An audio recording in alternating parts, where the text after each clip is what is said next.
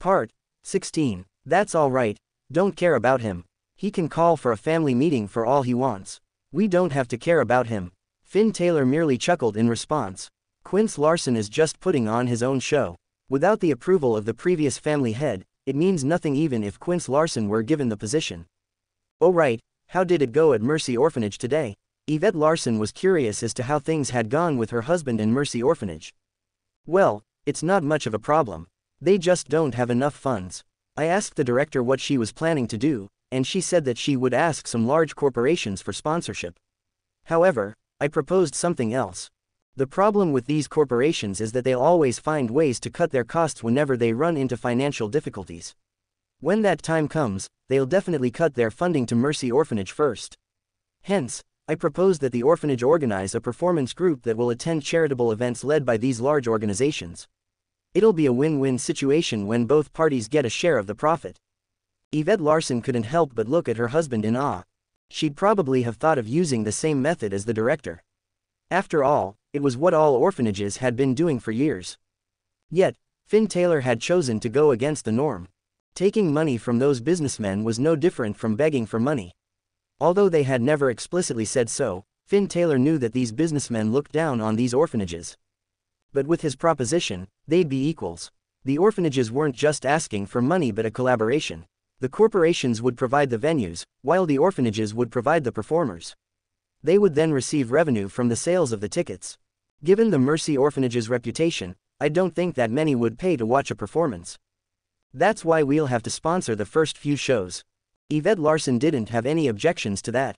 All right. We also have to take the lead and try to influence the other corporations into joining us in this project. Oh, don't we have to have a chat with hundreds of entrepreneurs? Will they agree to it? That won't be necessary. Besides, it'll take too much time. Those people might even try to get some benefits out of it. What are you going to do then? Work with the Gold family to establish a charity organization. Let's see if other families will be raring to join the top 2 families in San Francisco. Yvette Larson was once again astounded by her husband's ideas, and she couldn't help but wonder what kind of background Finn Taylor had. She had first met his family at No. 1 Pacific Heights last time. Whether it was his mother, grandma, or younger brother, they all gave off a mysterious air. Following that, Yvette Larson realized that renowned businessmen like Hunter Sullivan, Logan Yates, Alexander Scott, and Zachary Kennedy were all her spouse's friends. In fact, they acted as though Finn Taylor was their boss. No matter what happened or where they were, Finn Taylor always seemed to be able to find a way to resolve it. There was no way Yvette Larson would believe that he was only an ordinary person. She was curious as to what kind of family and background her husband truly had to have grown into such an outstanding man, yet it didn't feel right for her to ask him about it since he hadn't brought up the topic. I'm going to the Gold family's residence, Finn Taylor said before leaving. Yvette Larson wasn't worried about the Gold family. Everyone could tell that Kimberly Gold liked Finn Taylor, but she was simply too young. Perhaps the latter would treat her as a younger sister, but there was no way he'd ever see her as a lover. This was why Yvette Larson wasn't worried at all. When Finn Taylor arrived at the Gold family's residence, Third Master Gold and Carl Gillies were in the middle of a chess game. They acted as though they were facing an enemy when they spotted Finn Taylor. Oh, Finn Taylor, you're here. Third Master Gold was now terrified because of how Finn Taylor had warned him after he had tried to make use of the ladder previously. He was worried that Finn Taylor would blame him for that. Why are you so frightened? Where's Kimberly? Call her over. I'll get her. Seeing that the other didn't seem to take the matter to heart, Third Master Gold finally felt a little more assured. As such, he headed out to call his granddaughter. Has Megan Daimler returned? Finn Taylor asked casually as he glanced at Carl Gillies. The latter had never done anything to wrong Finn Taylor, so he didn't feel uneasy interacting with him. Do you not feel embarrassed talking about it? If not for you, she'd have returned a long time ago. Great, our chess association has to cater to a princess now. Finn Taylor frowned and turned to Carl Gillies. Don't smear my name. There's nothing between Megan Daimler and me. Of course, I know that. If I knew that there was something going on between you two, I'd have sent her straight to your home. Finn Taylor refused to take the blame. I did nothing but play a few rounds of chess. It's not like I approached Megan Daimler. She was the one who looked for me. What's that got to do with me? All I can say is that I'm too charming. Right then, Kimberly Gold trotted over. She was overwhelmed with emotions and sped over the moment she saw Finn Taylor. It's been a while, Finn. Where have you been? Finn Taylor knew that the answer would be brutal to the young girl, but he was going to say it anyway. To have a wedding photo shoot with Yvette. Humph. As expected, Kimberly Gold's face darkened the moment she heard that. Let's go. I'll treat you to a meal. Finn Taylor's words cheered Kimberly Gold up right away, and the frown on her face disappeared. Oh, all right. Kimberly Gold then followed him out of the house. Third Master Gold couldn't help but sigh as he watched the pair walking off into the distance. Doesn't your granddaughter like him? Shouldn't you be happy that he's taken the initiative to visit and take her out for a meal? Carl Gillies added, even though he knew why Third Master Gold was sighing. Happy? Why should I be happy? The better Finn Taylor treats Kimberly, the more hope she'll have. But we both know that it's impossible given his status. Carl Gillies knew that too. Just like Third Master Gold, he was helpless. Sigh, we're old now. Since I've already handed the family over to Kimberly, I'll let her handle everything. It's inevitable for her to run into some storms in life. It's just that this one is a little too brutal. Finn Taylor brought Kimberly Gold to a barbecue joint. Because this was the first time the former was treating her to a meal, Kimberly Gold was over the moon and had quite a voracious appetite. Halfway through the meal, Finn Taylor asked Kimberly Gold, "How is it?" "It's good, right?" "Yes, the things here are delicious. I recently visited an orphanage, and the children there can't even afford to eat fresh vegetables." Kimberly Gold was stunned. She had grown up with a silver spoon. Although she knew that not everyone was as fortunate as her, it was the first time she had heard of anyone living the way Finn Taylor had described. Hence, she asked Finn Taylor to tell her more about Mercy Orphanage. "Huh, $45,000, I'll pay for it." Kimberly Gold took out her card. "Grandpa handed the company over to me." Finn Taylor pushed the card back to her. "I wouldn't be talking to you if it was just about $45,000. We can afford it too, but what will happen in a month's time? Will the orphanage continue asking us for more money?" "Sure, the Gold Corporation is loaded. We could definitely spare them $45,000 a month. But have you ever thought about how these children feel about asking for money every month?" Kimberly Gold came to a sudden realization she had never considered that. "What shall we do then? If we don't give them any money, they'll starve. But if we give them money, their dignity will be hurt."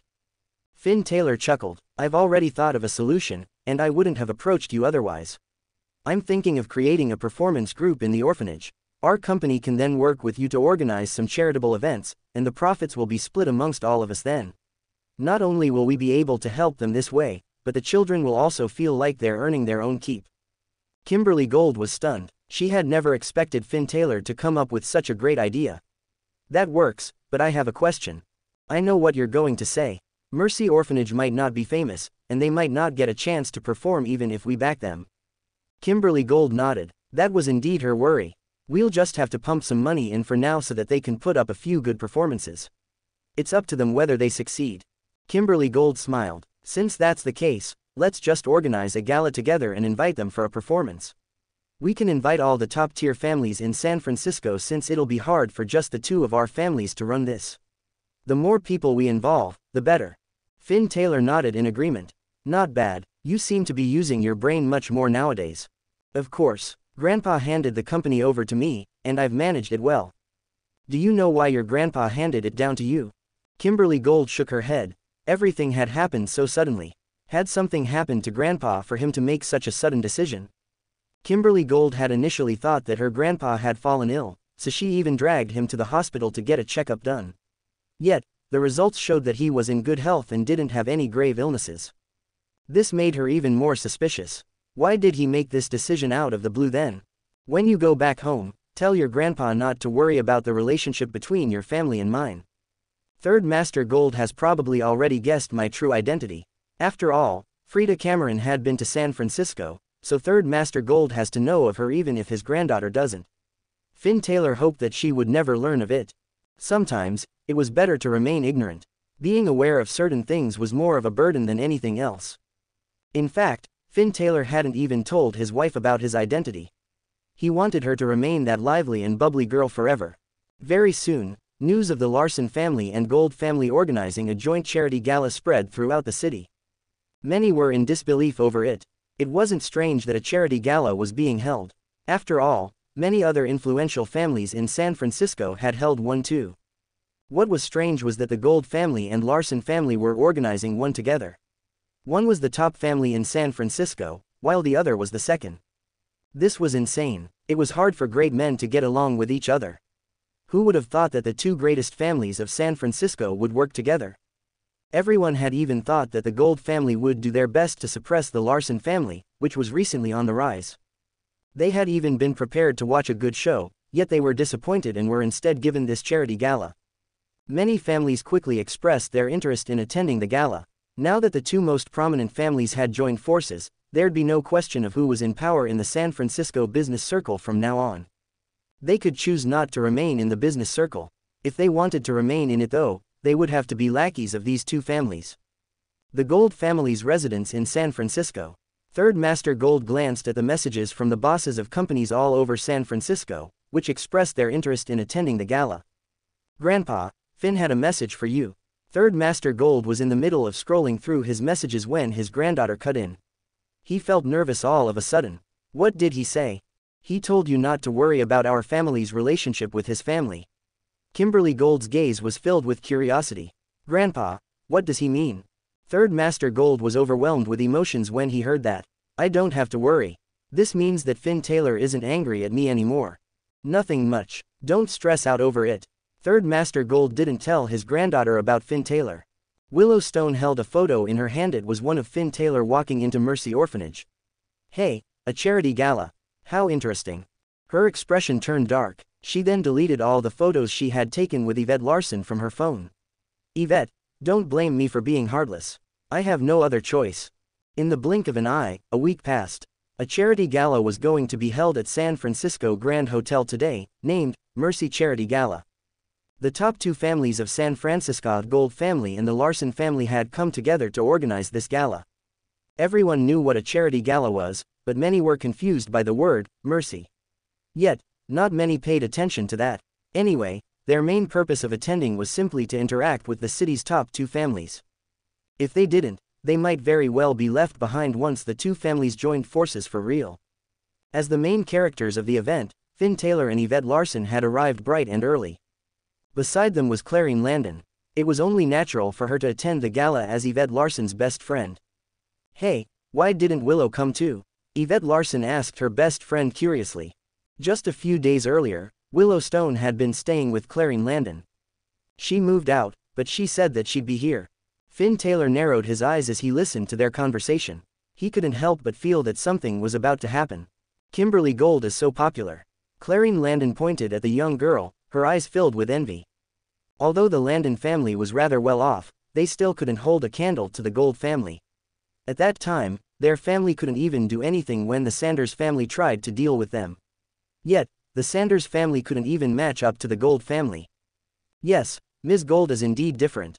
Otherwise, she wouldn't have fallen for a certain someone either, Yvette Larson said as she glanced at her husband. The latter simply stood by the side as though he didn't hear anything. Sometimes, it was best to remain silent.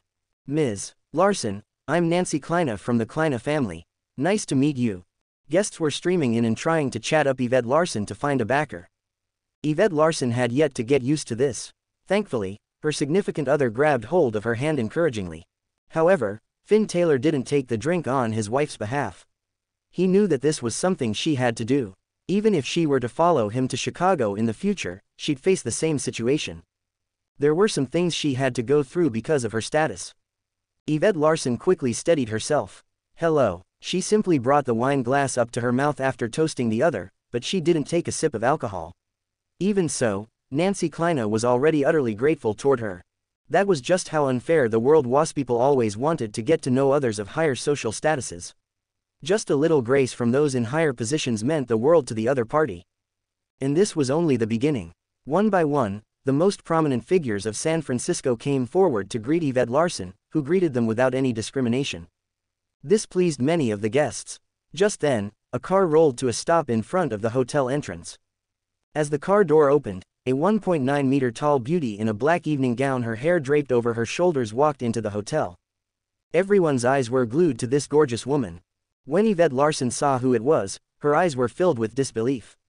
It was her best friend Willow Stone. Since when did she become so beautiful? Her impression of her best friend was a gentle and meek student that was even a little adorable at times.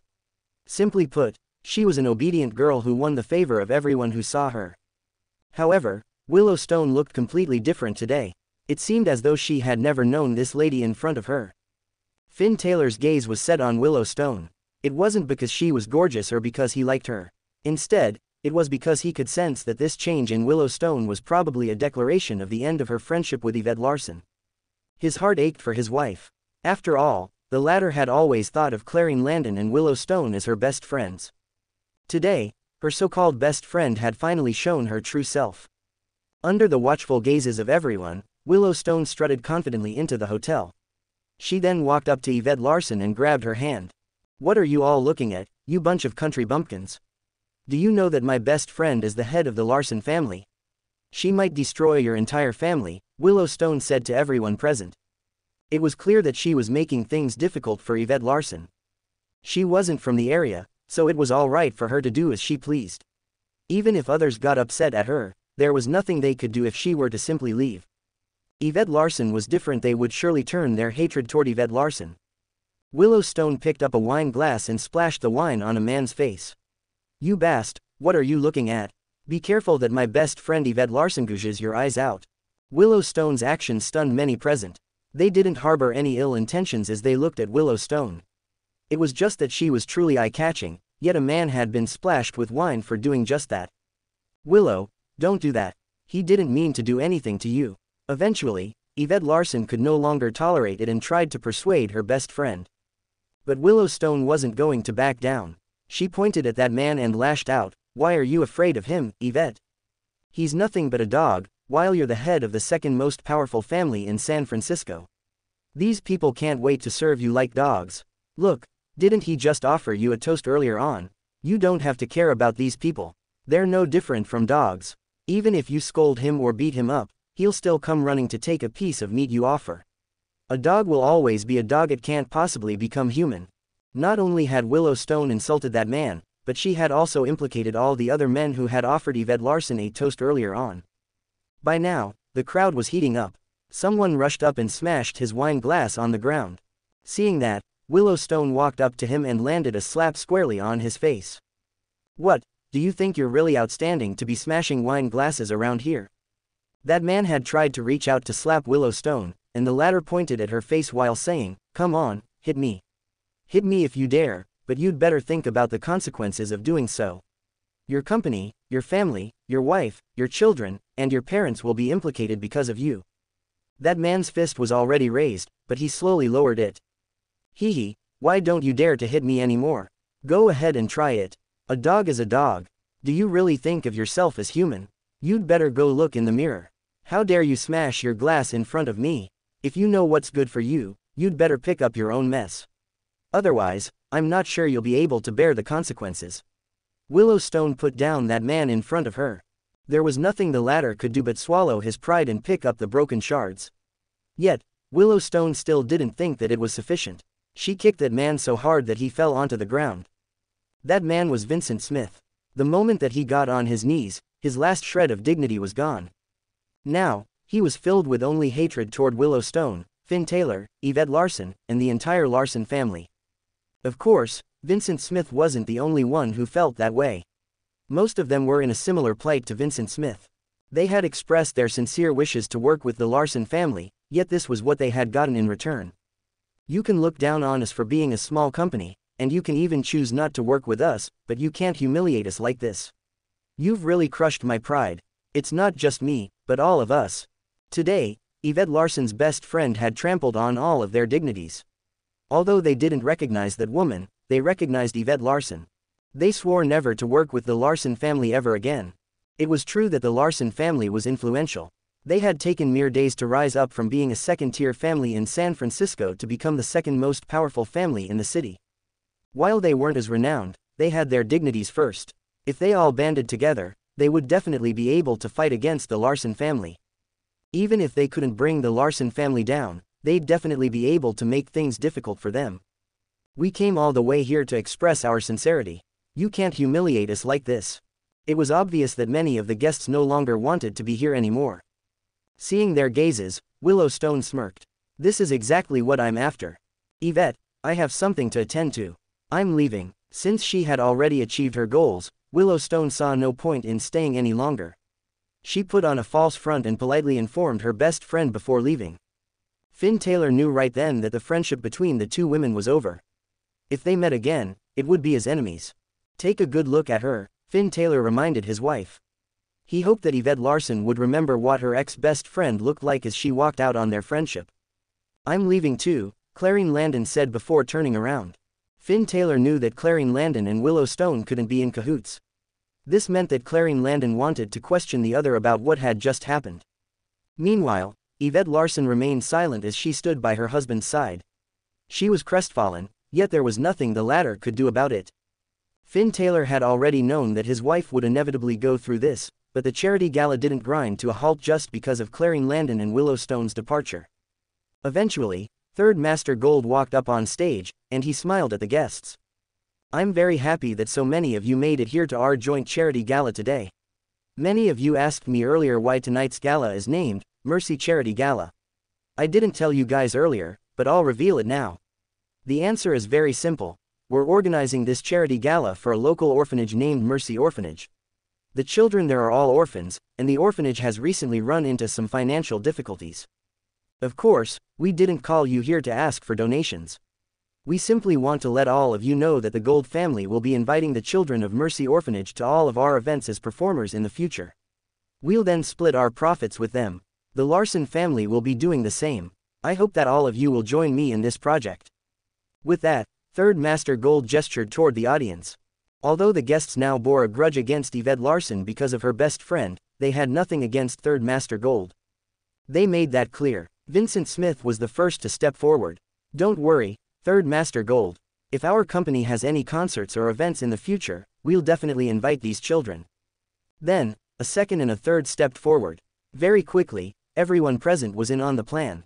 The Mercy Charity Gala was a success, but Yvette Larson remained silent along the way home. Finn Taylor didn't try to probe her because he knew what his wife was going through. She was probably dejected and needed some time to herself. As such, he wasn't going to bother her. Finn, do you have any friends? Yvette Larson suddenly asked. No, I've been independent ever since I was young. Later on, I trained many men to be my subordinates for survival. Although they may seem like my friends, I don't really think of them as my friends. Finn Taylor was telling the truth. He didn't have any friends. Finn Taylor knew that his wife was trying to broach the topic of Willow Stone. Finn, what would you do if Hunter Sullivan and the rest betray you? Finn Taylor didn't reply to her. It would be too brutal for her ears. If Hunter Sullivan were to betray me, I would definitely have him killed. The word, betrayal, didn't exist in Finn Taylor's dictionary. A traitor was no different from a dead man to him. People were either on his side or dead. He would never let off anyone who betrayed him, not even once. Finn, Willow Stone. Finally, Yvette Larson mentioned her best friend's name, yet she stopped herself. She didn't know what to say. Yvette, everyone has their own free will. Finn Taylor didn't know how to comfort his wife.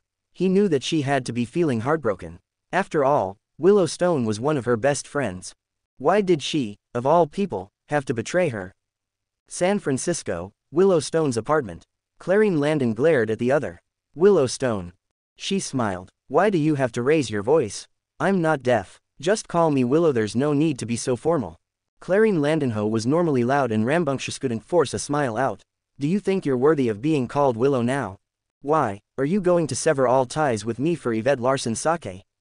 The three of us are best friends. Why did you betray her?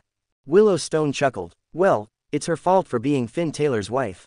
Finn Taylor. Clarine Landon was stunned for a moment when she heard that name. Clarine Landon, stop acting. Do you really think I can't tell that you like him too? It's just that you're too dumb. You clearly like him, but you don't dare to fight for him. I'm different. I'm going to fight for him. Am I wrong for doing that? But he's your best friend's husband. How can you do that? Clarine Landon stared at the other, feeling as though the woman sitting in front of her was no more than a stranger. Don't look at me like that. Do you really think you're that righteous? You like your best friend's husband too. The only difference is that I'm acting on it. Clarine Landon left, completely disappointed. She knew that her relationship with Willow Stone was irreparable. She had to make a choice between Willow Stone and Yvette Larson. Of course, her choice was naturally Yvette Larson. The news of the Mercy Charity Gala spread like wildfire in San Francisco. Many knew about how the Larson family had humiliated countless families in the city. Naturally, Quince Larson and Eleanor Larson had heard of it too. Ha ha ha, the heavens are really on my side. Is Yvette Larson stupid? She offended everyone in high society in just one day. Quince Larson gleefully headed for the Smith family's residence with his cousin. Vincent Smith's residence. Of course, Quince Larson was rejected at the gate because he was a Larson too. Quince Larson quickly explained, "Please don't misunderstand me, Mr. Smith. I'm just like you. I hate Yvette Larson to her guts. She was the one who killed my grandpa and snatched the position of family head. I'm the eldest grandson of the Larson family, but she was the one who became family head in the end. I'm sure you can imagine just how much I hate her." These words reminded Vincent Smith about the rumors he had heard earlier. "Are you really enemies with Yvette Larson?" "Of course. I can't wait for that woman to die. She's so vicious and heartless. Not only did she kill her own family, but she's out to get the entire San Francisco. That family head of yours is truly something. She thinks that all of us are dogs that aren't even worthy of being her servants." Vincent Smith sneered. The image of him kneeling to her was still fresh in his mind. "Mr. Smith, there's no way Yvette Larson can replace the Larson family. I'm the eldest grandson of the family, and the family supports me too. In a few days' time, I'm going to hold a family meeting to select a new family head. I hope that you'll attend it too." Vincent Smith had thought of simply ignoring the other, but this invitation piqued his interest. "Selecting a new family head? Are you confident of beating Yvette Larson?" "Of course, I'm only holding this meeting because I have full confidence in winning." "All right, I'll be there." Vincent Smith had already set his mind on attending the meeting. Not only was he going, but he was even going to bring his friends along. Things are getting fun. I haven't even done anything, and the Larson family is already embroiled in a tussle. The very next day after the charity gala, the Willow Corporation opened in San Francisco. It dealt only with external investments, and it surpassed all other companies in San Francisco in a short span of time to become the top company in the city. Of course, the emergence of such a company threw the entire business circle into a frenzy. What's going on? Who's this woman? Why is her company suddenly doing so well? Everyone knew exactly what Willow Stone had done at the charity gala, but the latter had just beaten all the other companies in San Francisco. Does that mean that she's going to suppress the Gold family too? What will happen to us when the Gold family is gone then? How will we face the Larson family? All the businessmen in the city couldn't help but worry for themselves. As such, an alliance was established with Vincent Smith leading the group in hopes of surviving this crisis. At the same time, trouble was brewing within the Gold Corporation too. Kimberly Gold was seated at the head of the table as the others were in a heated discussion. "Ms. Gold, the Larson family seems to be on good terms with us on the surface, but they deliberately provoked those renowned figures at the charity gala. It's obvious that they're trying to use those people to kill us. They're trying to sow discord between us, but we're not that stupid." Kimberly Gold didn't want to go against Yvette Larson because she knew that that meant going against Finn Taylor. As such, she spoke up for Yvette Larson. "I don't think so. I'm quite close to Yvette, and they wouldn't do that."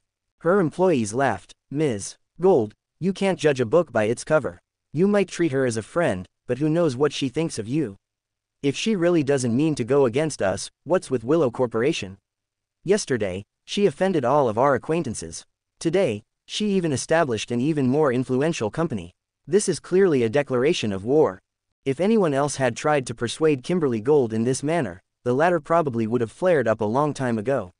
After all, that person was trying to sow discord between her and Finn Taylor. However, the one who had spoken was Simon Gold. Not only was he the Gold Corporation's CEO, but he was also Kimberly Gold's uncle. He held the highest position in the company. Besides, he was extremely loyal to Third Master Gold, and the latter trusted him very much. He was often Third Master Gold's representative. "Uncle Simon, Willow Stone doesn't represent Yvette Larson, much less the Larson Corporation. I think we should regard them separately. We can think of the Willow Corporation as enemies, but not the Larson Corporation." Simon Gold chuckled. "Kimberly, you're still too young. Let's do as you say, but I don't think we should work with the Larson family right now. What do you think?" Kimberly Gold knew that this was as far as her uncle would give in. If she were to refuse, she would be putting him down in front of everyone else. All right, eventually, Kimberly Gold chose to make a compromise as well. As the Willow Corporation opened their doors, Yvette Larson was alone in her office. She had learned about the news from her subordinates, many of whom were even smiling while delivering the news.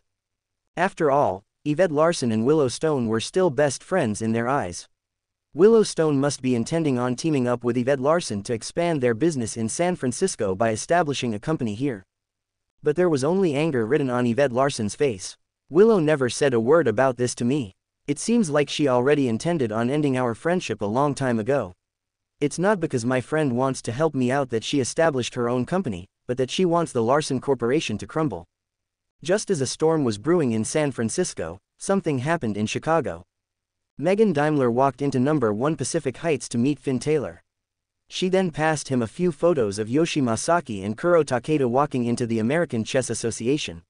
You told me to let you know once they turned up in America. Finn Taylor stared at the two men in the photos, murderous intent evident in his eyes. These were the two men who had paid for kidnappers to take Yvette Larson hostage.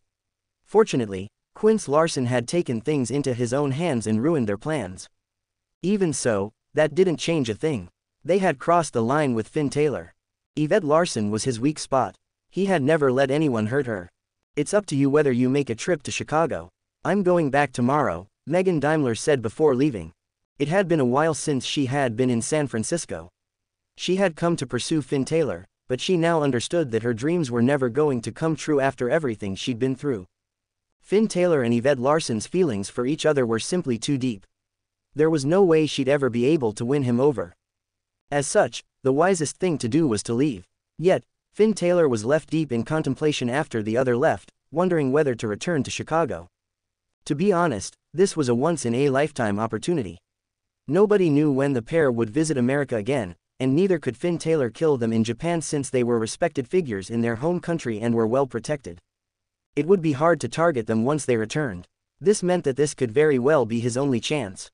To be honest, he was eager to kill the two men, yet he couldn't help but worry about his wife. Many things had happened in San Francisco recently, and he couldn't bear to leave his wife alone here. While Finn Taylor was still deep in thought, his wife returned. She spotted her spouse's glum expression at once. What's wrong? Did something happen? Something cropped up in Chicago. It doesn't seem right to go back, but it doesn't seem right not to go back either. Yvette Larson immediately understood what he meant. Are you afraid that I won't be able to handle things in San Francisco alone? Finn Taylor shook his head.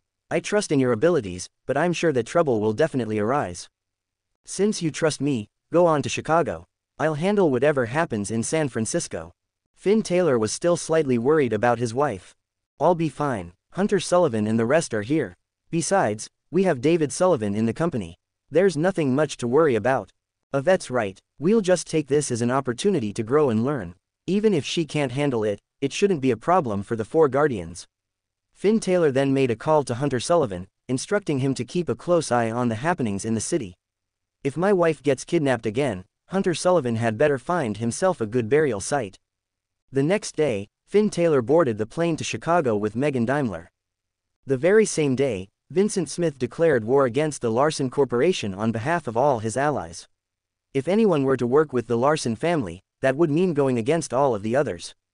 That was like a bolt out of the blue to the entire business circle in San Francisco. It couldn't be denied that the Larson Corporation had grown immensely and that there was money to be made in collaborations with them. However, a true businessman would never place all their eggs in one basket. This was how it was for all those companies working with the Larson family too. Obviously, the latter wasn't their only ally. Now, they had to make a choice between the Larson family and the other families. Everyone weighed their options carefully, analyzing the pros and cons of each decision. If they were to stand on Vincent Smith's side, that would entail giving up their project with the Larson family. This wasn't an insignificant loss they were talking about, it was a huge chunk of the pie. But what if they were to choose the Larson Corporation? In that case, they would have to break off all collaborations with the other families, leaving them at the mercy of the Larson Corporation. What would happen to them if something happened to the Larson Corporation? Yet, even if nothing happened to the Larson Corporation, their company would be relying on a single source of income. It would be no different from giving themselves up to someone else. The risk was consequential. With that in mind, many companies eventually came to the decision of terminating their contracts with the Larson Corporation. In an instant, the company lost almost 80% of all its projects. This would be a lethal blow to any company. Normally, the Larson Corporation would have been able to request compensation from those companies, but things were different this time. The other companies had already made their stance clear. They weren't going to fork out a single cent. If the Larson Corporation was unhappy about that, they were welcome to sue them. Of course, the Larson Corporation had the right to sue the other companies. After all, they had terminated the contracts without coming to an agreement. As long as the Larson Corporation went to court, they would definitely win the case. However, there was one problem time. The Larson Corporation didn't have very many projects, much less cash flow. If they were to spend all their time and effort on fighting a court case, they would probably go bankrupt even if they were to win the case. But this was just the beginning. Willowstone made a few calls. Soon after, David Sullivan received a call from the bank, requesting the company to return whatever loans they had taken out within 3 days. David Sullivan was confused. The Larson Corporation has never had bad records with the bank and is running a legitimate business. Why is this happening? The bank employees didn't try to beat around the bush, simply saying that the Larson Corporation had lost too many projects at once and was at risk of going under. That was why the bank wanted their money back right now. It was understandable, but it felt like they were adding to the company's misery by doing so. The Larson Corporation was now on the brink of collapse, and of course, Yvette Larson was clear about that. While she knew that it wouldn't be easy to navigate this situation, she still hoped to resolve the matter with her own abilities. Ever since Finn Taylor had entered her life, it seemed as though that not only was he the one who came up with ideas to solve her problems, but he was also the one who carried them out. Yvette Larson didn't want to be someone who simply relied on others. Hence, she had to settle this trouble alone. However, troubles came wave after wave. Right then, Yvette Larson was informed about the Larson family holding a family meeting. She couldn't help but feel frustrated and was in a dilemma over whether to attend the family meeting. Eventually, she chose to attend it. If she were to miss it, her relatives would definitely misunderstand that she feared them. Since that was the case, her going would prove to them that she had no fear at all. As such, the family meeting went on as planned. The 3 Larson family elders sat at the head of the table, with Quince Larson and Eleanor Larson sitting beside them. The rest of the family members filled the rest of the table. This included Frederick Larson and Franklin Larson. Of course, the branch families weren't sitting at the main table but at the tables beside them. A seat was left empty beside Eleanor Larson. It was for Yvette Larson. The latter walked into the Larson family's residence and simply sat down without saying anything. "You must be busy, Yvette. The whole family has been waiting for you. Did something happen to your company?" Yvette Larson knew that there was more to her cousin's words, but she didn't want to touch on that topic. It would simply lead to an argument between them. "Didn't you want to hold a family meeting, Quince? Good then, shouldn't you greet me since I'm the family head?" Quince Larson was incensed. "There is no way I'm going to greet my cousin respectfully. Forget it. If you're unwilling to do it, I won't force you. But since you're so disrespectful, don't mind me doing the same if we choose a new family head after this meeting." She made complete sense. Since the rest of the family didn't respect the family head, that simply meant that the position meant nothing to them. In that case, why would she have to respect the person who became the next family head? Everyone glared at her, yet they were helpless. "Well, are we still going ahead with this meeting? If we're not, I'm leaving. I have other things to attend to. If you want to go ahead with the meeting, stand up and greet me."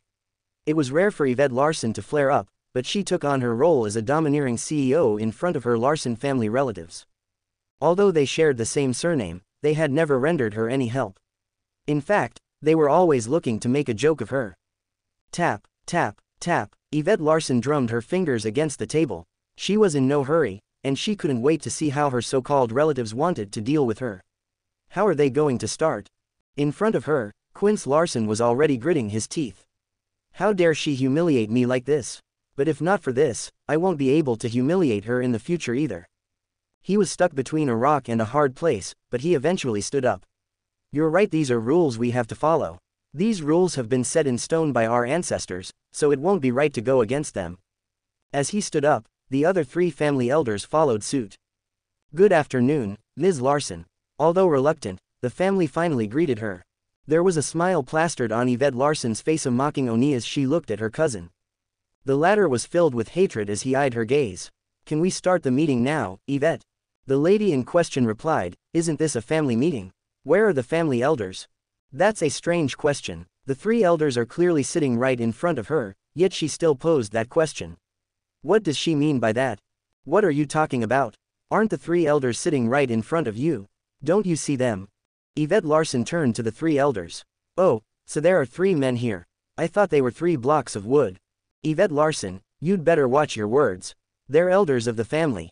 How dare you speak to them in that tone? Quince Larson, you'd better watch your words too. I'm the family head, do you really think you're in any place to make a fuss here? Elders, did you say that they're the family elders? In that case, why don't they know the rules of the family? Firstly, they don't even recognize me as the family head. Secondly, they're sitting in my seat. Are these the elders you're talking about? Since the elders aren't even following the rules, I don't think I need to follow the rules either. Everyone present was stunned. I thought she was simply putting us on the spot. I can't believe she dragged those three elders into the argument too. If they bow their heads to her today, there will be no point in this meeting today. So what if we become the family head then? Yvette Larson, don't you think you've gone overboard? Quince Larson slammed his fist on the table in fury. He couldn't care less about the other's identity now. Who cares if you're the family head? You don't even respect the elders in the family, so why should I respect you? What, am I wrong? Since you're so impressive, why don't we go to the Larson family's ancestral shrine? Let's see if these three men are really worthy of being called family elders. The Larson family was a conservative one, and everyone had been brought up to respect their elders. These men would never dare to spout nonsense in front of their ancestors. Yvette Larson, don't you just want to be addressed as the family head? Fine, we'll do just that. Michael Larson was the one who had spoken. Even though he seemed a little aggrieved, Yvette Larson didn't seem to be moved at all. The moment she learned of this family meeting, she had already been sure that the entire family was on her cousin's side. This meant that they were her enemies even if they were her elders. The three men stood up and addressed the young lady. Ms. Larson. Yvette Larson answered blandly without even looking up. That reply humiliated the three men even more. All right, can we start now? Quince Larson looked at his cousin, hostility evident in his gaze. Yes, fine, let's discuss the topic of electing a new family head. What's the reason for that? What do you mean? If you want to elect a new family head, you have to tell us a reason. Has the incumbent done something to wrong the family, or has she betrayed the family? You have to give us a reason for requesting this change. In the family's history, there were only two reasons for changing the family head. Firstly, the death of a family head. Secondly, the incumbent family head made such a huge mistake that the family's elders came to a consensus to select a new family head. Since Quince Larson was looking to bring her down, it was only right for him to give her a reason for doing so. A reason? Hee. So many families in San Francisco have already terminated their contracts with your company. Do you really not know how big of an impact that is? Don't you think that's enough reason to take you down from your position as family head? Oh, I'll change the name of my company to Taylor Corporation tomorrow then. Anyway, none of you have any shares in the company. Quince, have you gone mad? What does my company have to do with you? Quince Larson was on the verge of blowing up. He'd already run through the sequence of events of this meeting 100 times before today. Everything should have gone smoothly. After all, not only are the elders on my side, but even the rest of the family is too. Why should I have to fear her? Once I snatch the position of family head away from her, the company will be my next target. But never had he imagined things to turn awry. Yvette, both you and your best friend offended so many prominent figures at that charity ball that night. Now, they're turning against our family. Don't you think that you've wronged the family? Yvette Larson chuckled. Firstly, my friend was the one who said those things. I said nothing. Secondly, so what if they target me? The Larson family is already the second most powerful family in San Francisco. Do I have to be afraid of everyone else? Quince, based on what you're saying, you'd have to kneel down and beg for forgiveness, even letting those people trample all over our family if this happens to you. Am I right? Yvette Larson analyzed his thoughts meticulously, exposing everything her cousin had planned out. This was the person who wanted to take her place. How could they hand the Larson family into his hands? Wouldn't the Larson family have to face humiliation at the hands of others if he were to be in charge? Now that things had gotten to this point, there was no way Quince Larson was going to let this meeting go on. He would only be digging his own grave. Yvette Larson scanned the room. Does anyone else have any objections to me being the family head? If you do, you'd better speak up and not hold it in. Nobody dared to meet her eyes. As Yvette Larson stood up to leave, a commotion sounded outside the family residence. Quince Larson, we're here. How's your family meeting going? Have you become the family head yet? The man who spoke was Vincent Smith. Quince Larson had been so full of confidence about the results that he had even invited Vincent Smith to this meeting. He wanted to inherit the position of Larson family head in front of all the other family heads of San Francisco. Who would have thought that things would turn out this way? Great, my words have now become a joke. I'll become the greatest joke in all their eyes. When Vincent Smith entered the room and saw that Yvette Larson was standing, he immediately thought that the latter wanted to leave because her position had been snatched from her. Now that she has lost all power and position, there is no reason for us to fear her. They sneered. Yvette Larson, shall we address you as ex-family head now?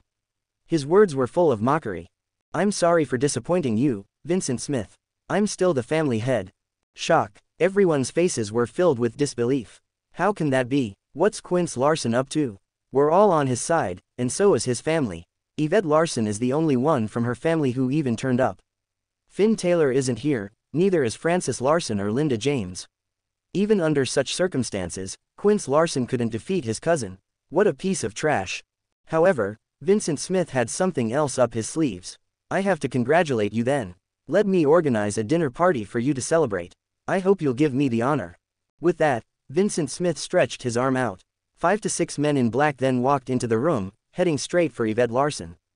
With Vincent Smith's command, 5 to 6 muscular men rushed into the room, heading straight for Yvette Larson. The latter had come alone today. Although she was left helpless, she never spared her family a glance. She knew full well that not a single one of them would provide her with any assistance. As such, she would never stoop so low as to beg for their help. Even up until now, Quince Larson was sure that his cousin would go down on her knees to ask for his help. Yet, what he saw was a resolute and stubborn expression. That was nothing like what Quince Larson was expecting. He wanted to see his cousin pitiful, throwing aside her dignity to beg him for help. It was obvious that the latter looked down on him. Yvette Larson, are you not going to ask us for help? Quince Larson was fuming so badly that he had actually taken the initiative to ask that question.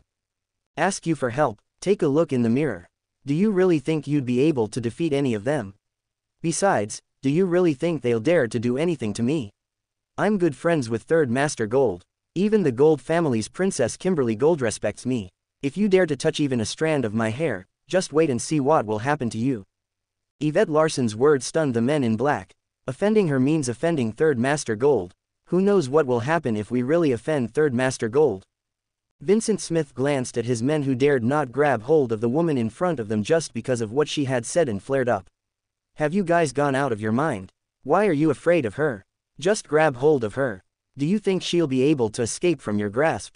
The men in black nodded, agreeing with their boss. Only then did they approach their target again. Of course, Yvette Larson was no match for them. Although she appeared calm and collected on the surface, she was in a fluster. Yvette Larson, oh Yvette Larson. I've been looking for you for a long time. So this is where you've been hiding. A voice sounded just then, and a man walked in. Everyone's eyes shot to the newcomer. It was Hunter Sullivan. Oh, there are so many people here. He walked up to Yvette Larson, his eyes set on the men in black. What's going on? Does she owe you money? Perhaps those men would have dared to grab Yvette Larson before, but that courage dissipated immediately in front of Hunter Sullivan. They didn't even dare to look him in the eye. Who was he? He was one of the 10 most important figures in New York. Although he hadn't opened a company here in San Francisco, everyone still held great respect toward him. Back down. Hunter Sullivan walked toward the group while standing up for Yvette Larson. Of course, not a single person dared to oppose him. Vincent Smith was no different from a dead man, not daring to utter a word. How Vincent Smith wished that the other man would ignore him. Otherwise, he'd be a dead man. He was nothing when compared to the Sullivan family of New York. If Hunter Sullivan really wanted to deal with his company, it would go bust in a matter of days. There was an itch in Quince Larson's heart. I can't let my cousin leave just like that. If I do, I'd be nothing but a coward. However, there was no way he dared to go against Hunter Sullivan. As such, he could only helplessly watch on as the other left with his cousin. After leaving the residence and getting into the car, Yvette Larson spoke up. Hunter Sullivan, thank you so much for your help this time. Although she hadn't expressed it earlier on, she had truly feared for her life. She knew that those men were capable of doing anything. Nobody could ensure her safety if she were to fall into their hands. What she didn't know was that the man who had saved her was equally terrified. Finn Taylor had personally warned me that I'd be dead if anything happened to his wife this time. Thus, Hunter Sullivan had been waiting nearby after learning that his boss's wife would be visiting the Larson family's residence. Upon realizing that many outsiders had entered the compound, there was no hesitation before he rushed in. Only after sending Yvette Larson home and watching her walk through the gates did he finally feel a weight lift off his chest. As Yvette Larson entered the main door, she realized that they had two visitors, Kenneth Landon and Cassandra Campbell, Clarine Landon's parents. Because of the Sanders family, Yvette Larson had gotten into a conflict with the couple. Thus, their relationship was no longer as good as it once used to be.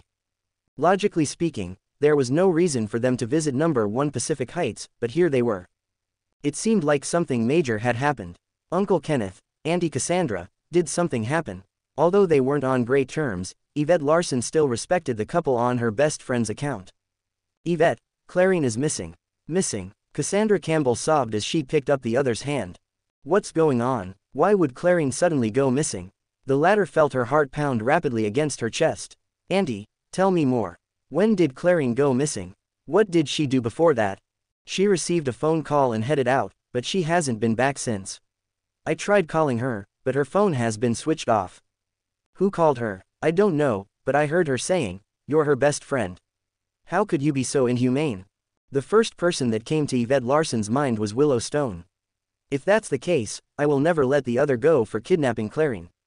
Auntie, don't worry, Clarine is smart, so she won't let anything happen to herself. Maybe her phone is just out of battery. Don't worry, Yvette Larson tried to comfort the other. Yvette, we're leaving, be careful, the person who kidnapped Clarine might try to do the same to you. Yvette Larson thanked the couple before personally sending them off. No matter what their relationship was like, the couple truly cared for her.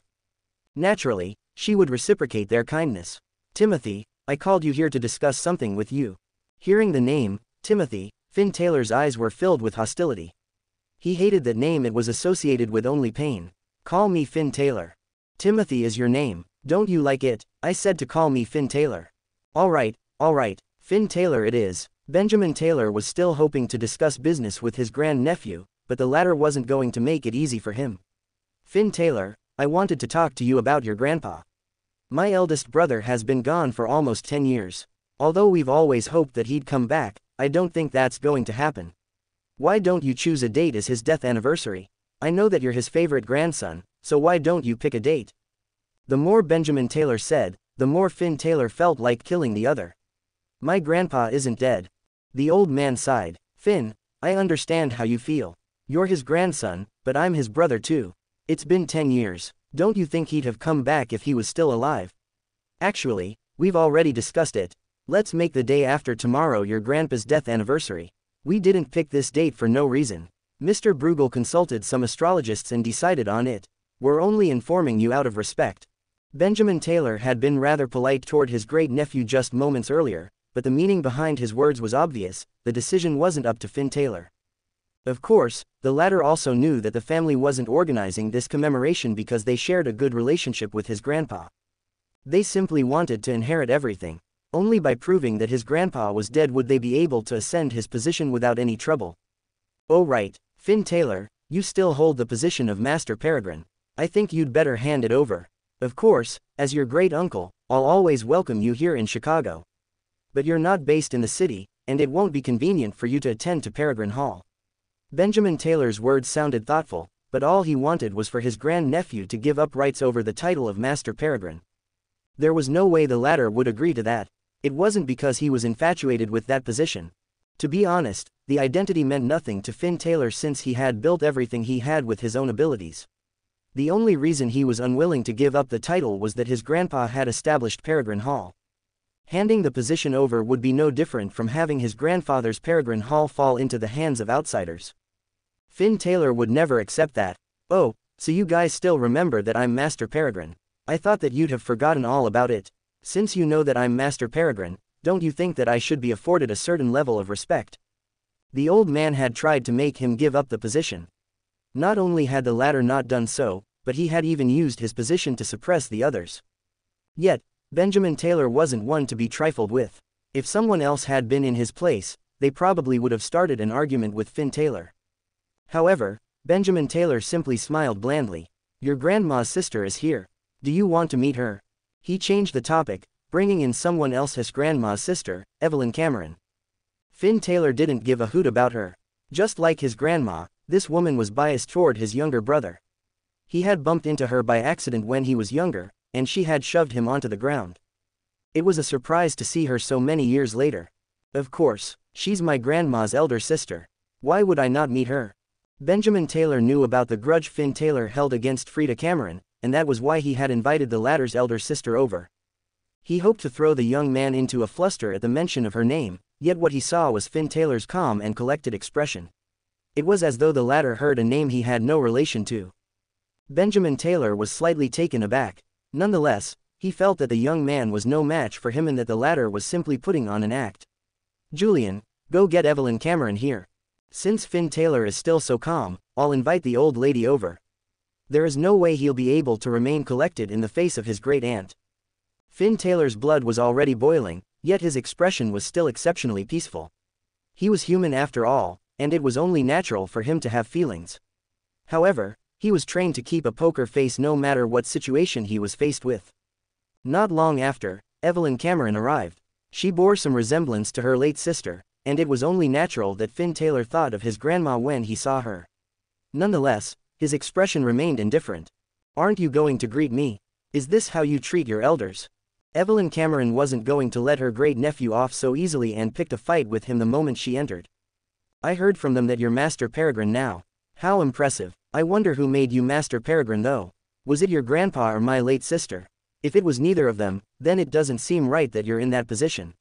I think you'd better hand that position over to Donovan. I heard that your younger brother is being locked up in the dark pool. What's wrong with your family?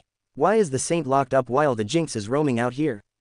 Evelyn Cameron ranted as though it made perfect sense that Donovan Taylor should inherit the title of Master Peregrine since he was a saint. Who does Timothy Taylor think he is to be standing here talking to me? Who are you to meddle in our family's affairs? Who am I? I'm your grandma's sister. Can't I interfere in your family's affairs? The old lady was incensed and didn't mince her words. Sure, go ahead, but since you want to do so, you'd better follow the Taylor family's rules. The Taylor family's rules? What rules could your family possibly have? There's only one rule in the Taylor family: Master Peregrine has the final say. SoundStories audiobooks. Evelyn Cameron was so enraged that she couldn't even find the right words. Sigh, we're all a family. Why do you have to say such things?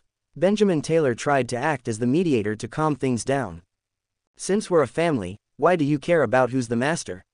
Since you guys feel that Peregrine Hall is still relevant, I'll be the family head as Master Peregrine then.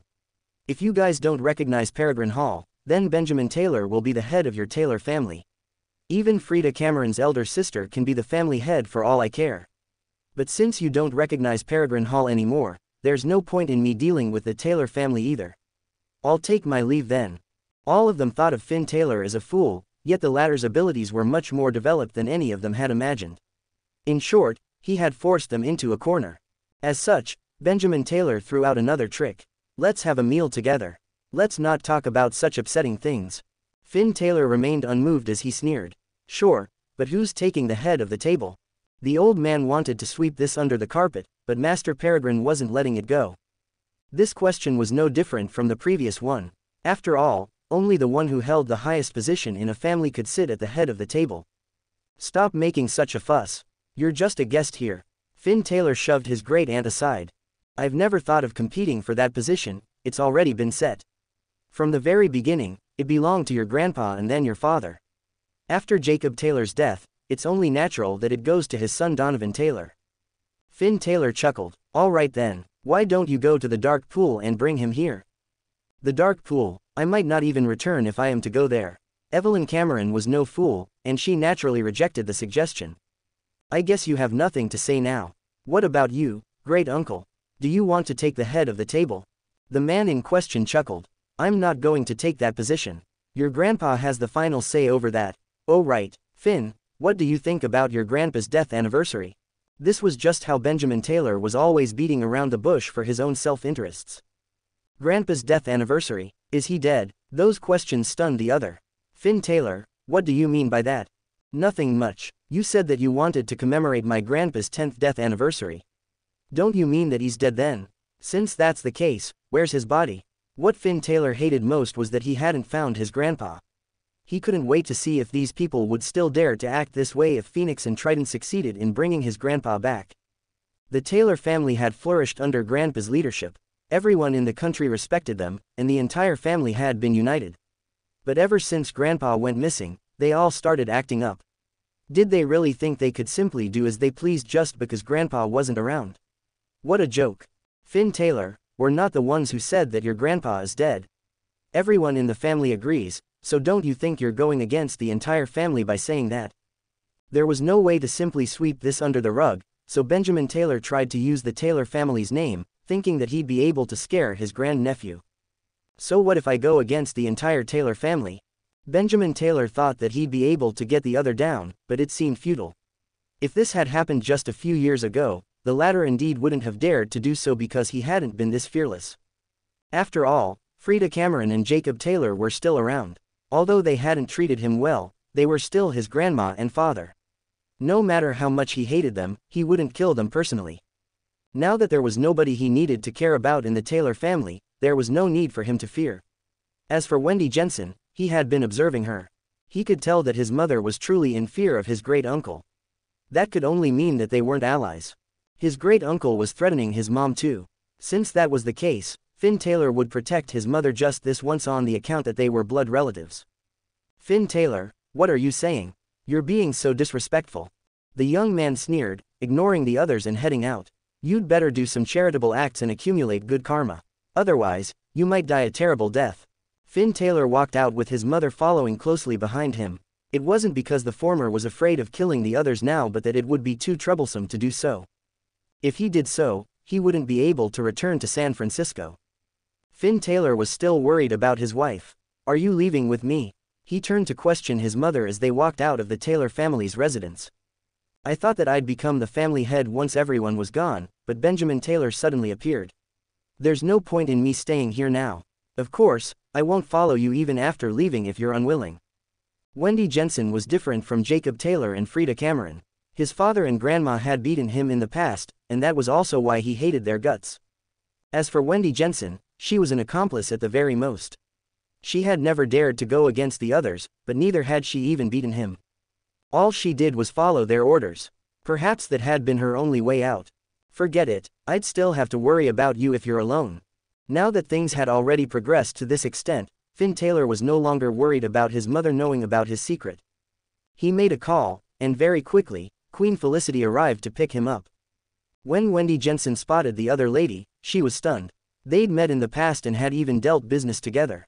Wendy Jensen thought that Felicity was a business genius and had even offered to acquire the latter's company. Never in her life would she have thought that a business genius like Felicity was no more than a subordinate of her son. There's no need to make such a huge fuss over this. I have many more like her. Wendy Jensen's surprise didn't go unnoticed, and he couldn't help but sneer. There's more. It's a blessing to have even just one business genius like Felicity. But based on what my son just said, he seems to have many more like her. Is that even possible? Finn Taylor ignored his mother's questions. Let's see what you can gather. I'm not going to tell you anything. Just a week earlier, Wendy Jensen had thought that she'd definitely have the advantage over her son. She had full confidence in making the latter her puppet, yet she now realized that his abilities extended far beyond her imagination.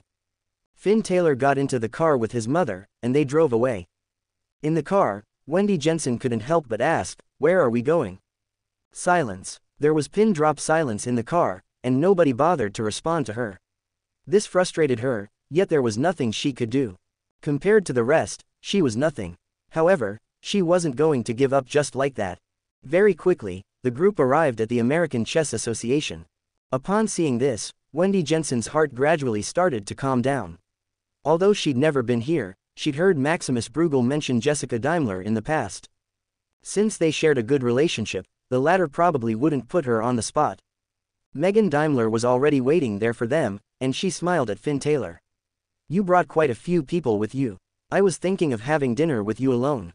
If you think they're bothersome, we can ask them to have a meal somewhere else. Finn Taylor paid no heed to his mother and Felicity's feelings when saying so. Forget it, my master will chide me for having no manners. While Jessica Daimler was protective of her disciple, she was a very understanding person and was strict to the latter too. If Megan Daimler were to make a mistake, she would lecture her all the same. Please follow me. Megan Daimler gestured for the group to follow her. With her leading the way, they quickly arrived at a room. After giving some instructions to the people in the room, dishes were served one after another. Have a seat. We might not have ordered enough, so let me know if you're still hungry. I'll get them to make more. Everyone could tell that Megan Daimler was simply being polite. If she really thought that she hadn't ordered enough, she would have ordered even more earlier on. Anyone who took her word for it was truly a fool. The group sat down, enjoying the delicacies. In the whole room, only Finn Taylor and Megan Daimler spoke. Where's your master? With them. Why are they here? To invite my master for the World Chess Championship. They already lost to me, yet they still dare to come. They probably heard that you aren't from the association. Their rule this time is that only members of the chess association will be able to participate in the competition and that the participants needed to be members before yesterday. That's a good strategy, but it's a pity they didn't realize the trouble they'd be bringing upon themselves. Suddenly, Megan Daimler went silent. There was a long pause before she finally spoke up again. My master told you to do whatever you want without any fear. She'll support you all the way. Finn Taylor was stunned. He'd never expected Jessica Daimler to be so supportive of him. No wonder my master is friends with her. Oh, right, my master has a message for you, but she wants it to be kept a secret. Finn Taylor glanced at the other two women present and replied, that's fine. You can just say it here. To be honest, she's on Mr. Bruegel's side. They want you to reclaim what's yours. Do what you have to and come to the chess association if you run into any trouble. Nobody will dare to make trouble for you here. Finn Taylor hadn't paid much attention to her previous words, but these words touched him. Everyone knew that Finn Taylor was going against the entire Taylor family. It was no different from seeking death by doing so, yet Jessica Daimler had chosen to stand on his side. He was indebted to her. No matter what kind of grudge he held against her in the past, he had to admit that he owed her a favor now. Now, he was suddenly curious about the relationship between their masters. Finn Taylor looked at the young girl, not saying a word. However, the expression on his face gave his thoughts away. Don't look at me, I don't know anything. You can ask them if you want to know. The man chuckled and waved her off. Forget it, it must have happened in the past. The meal continued in silence. After everyone had their fill, Megan Daimler sent each of them back to their rooms. Before leaving, she even eyed Finn Taylor and reminded him seriously, stay safe. The latter nodded seriously, telling Megan Daimler not to leave the room no matter what she heard that night. The night darkened, and in the blink of an eye, it turned 2:30. Most people would be in deep sleep at this time, but Finn Taylor had gone out. He was headed to the rooms that the chess association had assigned to Yoshi Masaki and Kuro Takeda. Standing outside the door, he lit a cigarette. They might all be chess players, yet they were nothing more than strangers now. Finn Taylor walked into the room determinedly. Who's that? Both Yoshi Masaki and Kuro Takeda were acute and noticed someone opening the door straightaway. Click. As soon as they switched on the light, they spotted Finn Taylor. The latter strolled in and glared at the pair as he shut the door. It's you. Kuro Takeda flared up as soon as his eyes landed on the other. There weren't many who were worthy of being called his opponents, much less match up to him. He'd always been the hope of Japan and was regarded as the next star of the chess world, yet he lost to Finn Taylor some time ago. It had been an utter defeat. You won. Why are you here? To settle the accounts. Settle the accounts. We've never borrowed any money from you. What? It hasn't been long. Have you already forgotten about what you've done? What did we do? Kuro Takeda seemed to have remembered what they had done, and there was panic evident in his eyes. I guess you remember it now. Why don't you end your own lives then? End our lives? Do you really think you can kill me? I'm leaving you some dignity by giving you the chance to take your own lives. If I take your lives, your bodies might not even be sent home. Hee, do it then. Kuro Takeda wasn't just a master in chess, he was also a master in martial arts. This was why he wasn't the slightest bit terrified. He even thought that he would be able to kill Finn Taylor instead. All right then, there goes my blade. Finn Taylor struck. With that, Kuro Takeda fell onto the ground, lifeless. As Kuro Takeda's master, Yoshi Masaki knew exactly just how skilled the former was in martial arts. Yet, there was no way his disciple could even compare to what Finn Taylor had shown earlier. The first thought that came to the Japanese player's mind was to escapado, climb out of the window and leave this place. Perhaps that was his only chance of survival. Finn Taylor struck yet again. Yoshi Masaki's eyes widened, and his lifeless body slumped over the window. Finn Taylor hadn't given him the chance to escape. Only a fool would let a lion out of its den. That was a mistake Finn Taylor would never make. The next day, when everyone awoke, the chess association was unusually silent. Yet, nothing seemed out of the ordinary. The only difference was that Yoshi Masaki and Kuro Takeda were missing. However, not a single person mentioned them. It was as though they had never appeared at the association in the first place. Finn Taylor didn't spot Jessica Daimler around, so he asked her disciple to arrange a meeting for him. However, Jessica Daimler simply asked her disciple to relay a message to say that they'd meet when the time was right. Now wasn't the right time. Finn Taylor had no idea what she meant, but he returned to San Francisco after having lunch at the association. This time, he returned with an extra person by his side, Wendy Jensen. Finn Taylor didn't refuse this time. Bored while waiting to board the flight, Finn Taylor flipped the news on. Suddenly, he spotted a piece of news regarding the American Chess Association. Jessica Daimler had resigned from her position as the chairperson, and her disciple Megan Daimler would succeed her. This piece of news lit a spark in Finn Taylor's calm eyes. His mother glanced at the headlines from his side, and she suddenly said, "Mr. Bruegel said that he'd be away from Chicago for a while." Jessica Daimler had resigned from the career she had been chasing after her whole life. At the very same time, Maximus Bruegel had left Chicago as well. There was no way these two events were unrelated, but where is the pair headed to? Just then, there was an announcement for boarding. With that, Finn Taylor boarded the plane with his mother, unwilling to think more about this matter. San Francisco, the office of the Larson Corporation's chairman. The door opened, and a few people made their way in. They were all from the Larson family's branch families and held shares in the Larson Corporation, albeit few. That was why they hadn't sold their own shares when Quince Larson sold the company. Because of that, they had been promoted in the company. But later on, they left the company to follow Quince Larson. Of course, there was no way they'd return to the Larson Corporation. After all, they had been branded as traitors. Yvette Larson would never hire them again. There was only one reason they were here today: to get their money back. Yvette Larson, we're part of the Larson Corporation and have shares in the company. We haven't sold our shares yet, so we're here today to get our money back. Yvette Larson had no time to entertain her relatives. There were many other things she had to attend to, so she turned to her secretary. Go get $15,000 from them.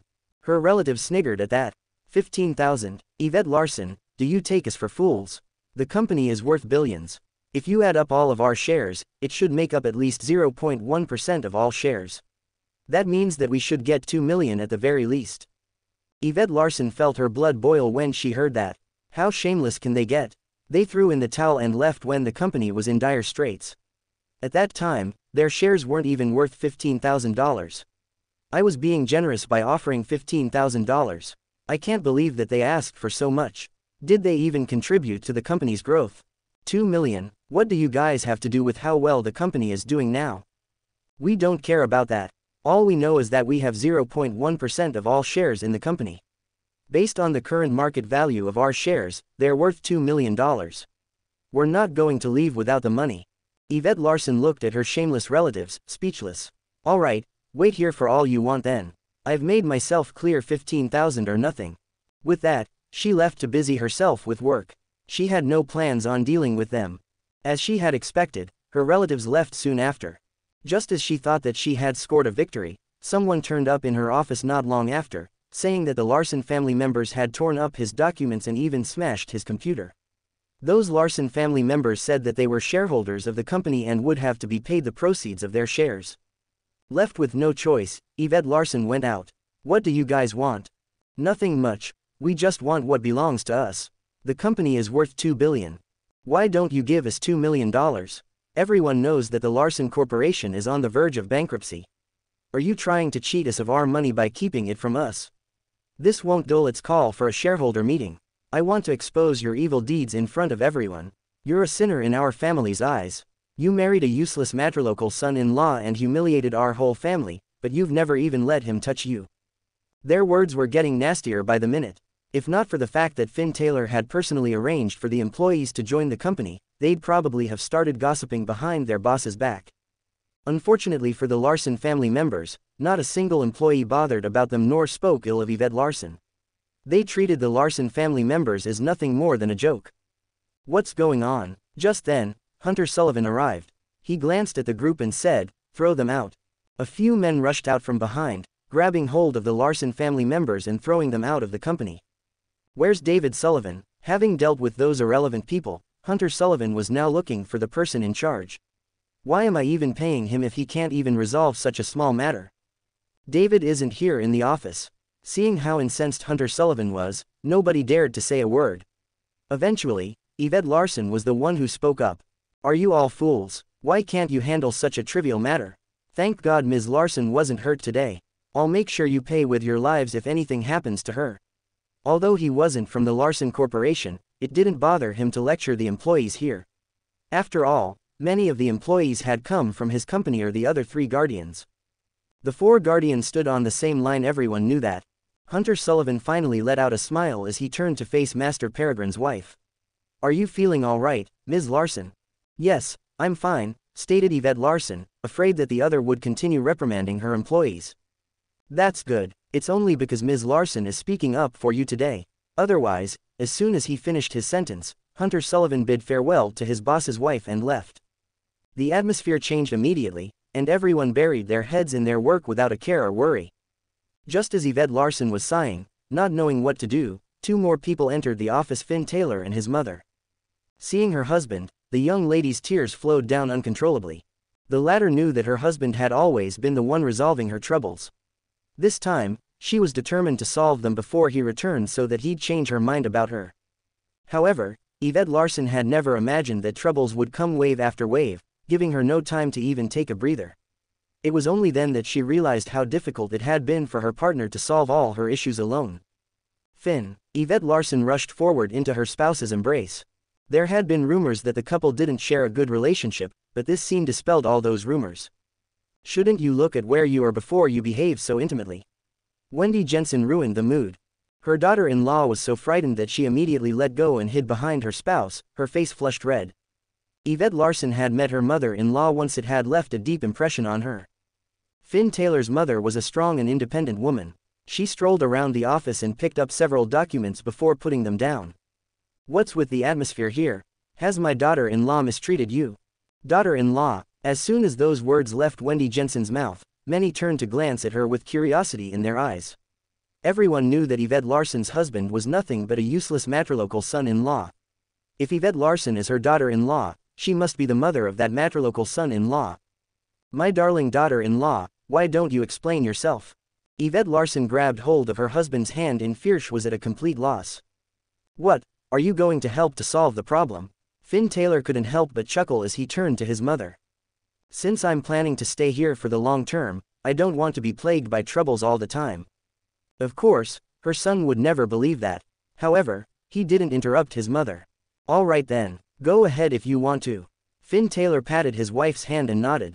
Tell us what happened. Her eyes met his, and she saw determination in his gaze. Oh, okay. Yvette Larson continued, almost 80% of our contracts have been terminated. Even if we sue them, it'll take about 1.5 years before we receive our compensation. We can't afford to wait that long. Wendy Jensen chuckled and picked up her phone. Do me a favor and announce that I've become the financial consultant of San Francisco's Larson Corporation. Less than 5 minutes after she hung up, Yvette Larson's secretary ran in with the phone. Ms. Larson, there's a call from you. It's from Chicagothy. Say they want a collaboration. And this was only the beginning. The 10 landlines that were open to the public were overwhelmed with calls. Almost every company in the entire country was raring to work with the Larson Corporation, even begging the latter to accept their proposal. There were even those who proposed to split the profits 1/9. This, Yvette Larson was baffled. Just one phone call. She managed to solve my problem with just one call. Didn't those small families from San Francisco think that we'd go bankrupt without them? Is there anything else you need help with? Because our projects were terminated, the bank has already asked for repayment on the loans that were supposed to be due next year. Do you have the manager's business card? Yes. Yvette Larson ran into the office to retrieve the manager's business card. Her mother-in-law glanced at it before making another phone call. Eugene Smith, you're really something. I think we should end our friendship here. What? You're asking me what's wrong? Don't you know what's happened? My daughter-in-law's company borrowed $300 million from your bank, and it's only due next year, but you guys are already chasing her for payment. Do you think that we won't be able to repay the loans? Fine, I'll give you $700 million. Take the extra as interest. Let's have nothing to do with each other from now on. An apology? Why would I need an apology? We're just returning the money we owe you. 5 minutes? Fine, I'll give you 5 minutes. If you don't resolve it by then, I'll make sure you lose your job. Wendy Jensen then hung up. Time ticked by. 1 minute.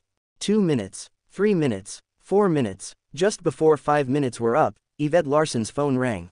It was the manager from the bank. I'm so sorry, Ms. Larson, it was my fault. I shouldn't have chased you for repayment of your loans when they're only due next year. Please allow me to express my sincere apologies to you and your employees. Shock, utter shock. Yvette Larson was completely speechless and at a loss for words. She had spent days mulling over how to resolve the situation with the bank, but it was to no avail. The company didn't even have enough assets to return that much money, yet her mother-in-law had resolved it with just one phone call. Is there anything else bothering you? Yvette Larson was still in a daze after watching her mother-in-law's actions. She had never imagined the latter would resolve her troubles so easily when she had spent several days thinking of futile solutions. Is there no more? Wendy Jensen frowned as she asked. Her daughter-in-law turned to her husband and asked in a whisper, should I tell her about the Larson family? Finn Taylor nodded. By the looks of it, my mother is indeed planning on moving here for good. Since that's the case, there is no point in hiding that from her. All right then, since you like to do it, I'll leave everything to you. This company used to be my family's, but they sold it. Most of my relatives sold their shares and received cash in return, but there were a few insignificant ones who chose not to sell their shares and were even promoted because of that. When our company ran into some trouble, everyone from the family left, including those who chose not to take any money. At that time, the company was on the verge of closing down, and nobody said a peep about their shares. But now that we've grown our company to be worth billions, they're asking for $2 million for their shares. Wendy Jensen chuckled and grabbed a laptop from someone beside her. Tap tap tap, her fingers flew furiously across the keyboard. Not long after, she turned to her daughter-in-law. Call your relatives and ask them to take their money. Huh, Yvette Larson was stunned. Didn't my mother-in-law do a good job in resolving the previous two problems? Why did she suddenly give in to them? Why are you looking at me? Call them. Trusting Finn Taylor, she made the call. Those people from the Larson family were initially still afraid that Hunter Sullivan was looking to teach them a lesson, but the temptation of $2 million won out. Hence, they eventually returned. Yvette Larson, give us the money. The leader of the group was Spencer Larson, and he immediately asked for the money upon walking in. So you guys are the ones who hold 0.1% of our company's shares. That's right. Who are you? I'm the financial consultant here. I'll bring Mr. Jensen over later, and he'll settle the accounts for you. Mr. Jensen, who's that? The manager from the bank, of course. The company has gone bankrupt, and we owe the bank $300 million. Because of your shares in the company, you have to help pay $150,000. Wendy Jensen's words scared them, but they calmed down very quickly. Are you trying to trick me? The company was doing fine just now. Why would it suddenly go bust? Wendy Jensen turned the computer screen over to face them. What's so strange about it? We lost more than 80% of our projects, and the bank has started to chase us for repayment. We don't have any liquid assets now. Why don't you give me a solution? What choice do we have other than declaring bankruptcy? Although these people from the Larson family weren't very capable, they still understood the information on the screen after working in the company for years. The company indeed owed the bank $300 million. Now that they had no liquid assets, it was likely that they would declare bankruptcy at any time. Yvette Larson, this company has nothing to do with us. Didn't we say that we didn't want these shares when the company was sold? How could you have forgotten about that already? Spencer Larson was about to lead his family away. Hold on, we can't just take your word for it. You had better sign this document as proof. In the end, the entire family signed away their shares before scrambling out of the company. You guys have so many problems. Are there any more? Yvette Larson pointed at the computer and asked, are we really declaring bankruptcy? They're fools, but don't tell me that you're a fool too. Hearing her mother-in-law's chiding, Yvette Larson finally understood that she'd underestimated the former. One last thing, my best friend has gone missing. Hee hee. Wendy Jensen chuckled. I'm tired. Take me home. Isn't she going to solve my problems anymore? Yvette Larson's gaze was filled with confusion. Her spouse shook his head with a chuckle. Don't mind her, she's used to doing this. After settling most of your problems, she'll leave one to her subordinates. No matter what they do, she'll always point out some errors before dealing with it herself so that it'd make her stand out. Shock. Yvette Larson was in utter shock. She couldn't even imagine what kind of family her spouse had grown up in to have raised people like Finn Taylor and his mother. With that, the trio returned to number 1 Pacific Heights. Just as they arrived at the gate and got out of the car, Linda James happened to walk out of the house. She spotted Wendy Jensen at once. "Why you?" Her legs trembled at the sight of the other woman. It was obvious that the latter had made a deep impression on her the previous time. "Why are you here?" "What, am I not allowed here? My son bought this house. Is it wrong for his mother to stay here?" Linda James wanted to retort the other or even chase her away, yet she couldn't even bring herself to utter a single word. She was just a coward and didn't even dare to make a sound when faced with someone like Wendy Jensen.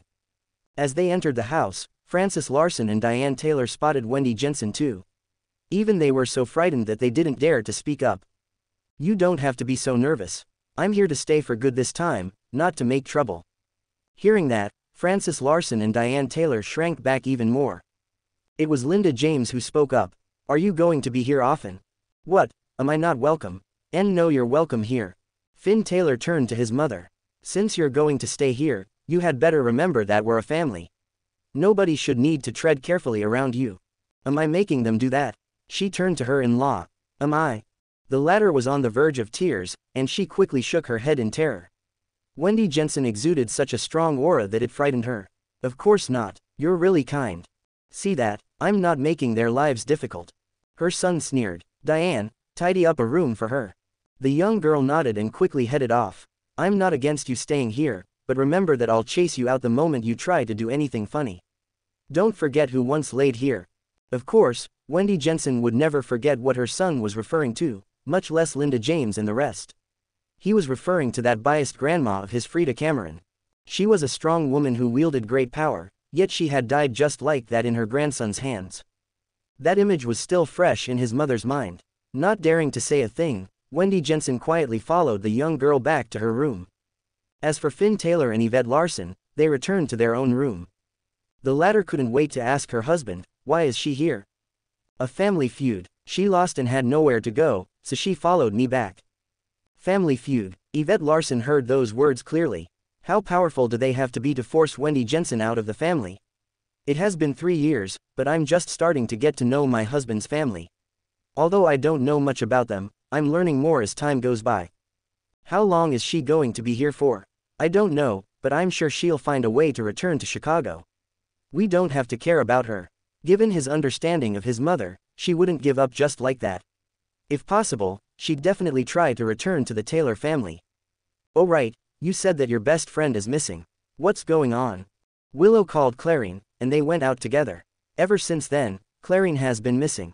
Willowstone. A sharp gaze flashed past Finn Taylor's eyes. "Willowstone. I'm not that weak. Since she's already done all that, I know that we can't be best friends. You can just say whatever you have to say. It's nothing much, it's just that all of her information is fake." "All her information?" "That's right, she told you that her parents were farmers who had the chance to come to America, right? All that is fake." Although she had already expected it, Yvette Larson couldn't help but be stunned when her husband exposed the truth. "So our years of friendship have been a lie." Finn Taylor remained silent, not wanting to make any further comments. "Don't worry, I'll find Clarine." "Oh right, the Larson family held their family meeting. I humiliated all of them, so much so that they couldn't go on with the meeting. However." "What?" Seeing how his wife was stuttering, Finn Taylor knew that something was wrong. "As I was leaving, Vincent Smith arrived and tried to kidnap me. Thankfully, Hunter Sullivan saved me." "You better not hold him accountable."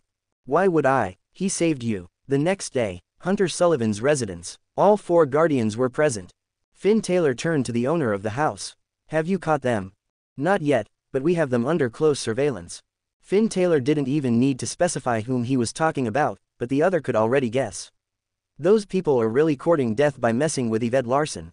"Go ahead." "All right." Finn Taylor then turned to Horned Serpent. "Clarine Landon is missing. Can you find her?" "I've been trying for a few days, but it's to no avail." On the very day that her best friend went missing, Yvette Larson had already approached Hunter Sullivan. At that time, Horned Serpent had exhausted all means to find that girl. Unfortunately, they had all been futile. He hadn't even gained any leads over the past few days. It seemed like the culprit was far more powerful than they'd expected. "Oh right, what has that person been up to lately?" "He's missing too." They all knew who their boss was talking about Moss back. He was a mysterious person who had turned up out of the blue. Finn Taylor had always had an ominous feeling about him and had kept his guard up. Do you think he has anything to do with Clarine Landon's disappearance? No, Horned Serpent rejected that thought right away. How are you so sure? He left San Francisco a long time ago. When he left, Clarine Landon was still in the city, and Willow Stone wasn't even here yet. Finn Taylor nodded. It seems like there really is no connection between their disappearances, but why is Clarine Landon missing? Did she really go to look for Willow Stone? However, there's no point in me confronting her without any evidence. Master Peregrine, we do have a solution, but I don't know if it'll work. What is it? Use the Master Peregrine order. As long as she's still in the country, we'll definitely be able to find her. The Master Peregrine order wasn't something that could be used so frivolously it would throw the entire country into chaos. If he were to use it for Clarine Landon, he would only be exposing her to the public, and her name would be known throughout the country's business circles. Would that be beneficial to her? Let me think about it. They all knew that Peregrine Hall wasn't just child's play, so they dared not say more. When he returned home, Finn Taylor spotted yet another person at home, Megan Daimler. Why are you here? The young girl's face was flushed, but she didn't say a word. Finn Taylor could feel that something was wrong, but he couldn't put a finger on it. I was the one who called her here. What's wrong? It was Wendy Jensen. If I'm not wrong, my mother had only met the young girl for the first time yesterday. Besides, they hadn't even said much to each other at the dinner table. Yet, my mother invited her to our house just a day later. Do you guys know each other very well? I'm from Chicago and don't know this place well. I heard that Megan has been here in San Francisco for some time, so I got her to accompany me here. Finn Taylor chuckled. Does my mother really think I'd buy that lie? Just as I expected, Wendy Jensen isn't going to take this situation lying down. It has only been a day, and she's already trying to stir up trouble. Do you think that's appropriate? Finn Taylor answered his mother's question with his own. What's wrong? I'm here alone, and I'm unfamiliar with this place. I think it'd be good to have someone I know with me. So you want her to stay here in our house? Why not? Don't you have a lot of empty rooms here? If you don't want to spare her a room, I'll let her bunk with me. Finn Taylor was utterly dumbfounded by his mother's suggestion. This is my house, the house I share with my wife. It's inconvenient enough to share it with our parents, but now, she's asking me to let a stranger in. Does this seem right? What? I'm your mom. I've never crossed the line, and I'm just bringing a friend home. Is that wrong? That's not what Finn means. We'll go tidy up the room now. Yvette Larson was so frightened she quickly stepped forward. You called me, that? What a good name. Your parents taught you well. Is that how the Larson family raised their daughter? Wendy Jensen turned to her in-laws, chiding them for their daughter's upbringing. You can scold me, but don't bring my parents into the picture. All right, let's talk about how you addressed me then. What am I to you? Wendy Jensen cornered her daughter-in-law, so much so that the latter struggled to breathe. Mom, eventually, Yvette Larson could no longer take the pressure and uttered a single word. You sound very aggrieved. What, do you not consider me to be your mom? Yvette Larson was on the verge of tears, not knowing how to respond. Megan, did your master teach you how to treat your elders? The young girl immediately gave a deep bow. Mom. Good. Wendy Jensen picked Megan Daimler's hand up in satisfaction and led her toward the room. After they left, Yvette Larson rushed into her husband's embrace in tears. The latter took hold of her hands, and he was now starting to regret his decision to bring his mother home. Yet, it would be hard to send her away. At dinner time, Wendy Jensen dragged Megan Daimler to sit at the head of the table, rendering Finn Taylor speechless. Do you think it's appropriate for her to sit there? It's the head of the table we're talking about. Others might misunderstand and think her to be my wife. It's just a meal. Why do you have so many rules? If that's the case, you guys can go ahead. We'll eat in the kitchen. Wendy Jensen stood up with that, leading Megan Daimler to the kitchen. Seeing this, Yvette Larson immediately tried to persuade her mother-in-law. Mom, you're the head of the family. You can sit wherever you want, you don't have to care about what he says. Although unwilling and reluctant, Yvette Larson still dragged her mother-in-law back to the table. Neither Linda James nor Frances Larson dared to say a word. Wendy Jensen suddenly asked, whose name is this house under? Slightly embarrassed, Yvette Larson answered, it's under my name, Mom. You're the daughter-in-law of the Taylor family. It's only right that we give you a property.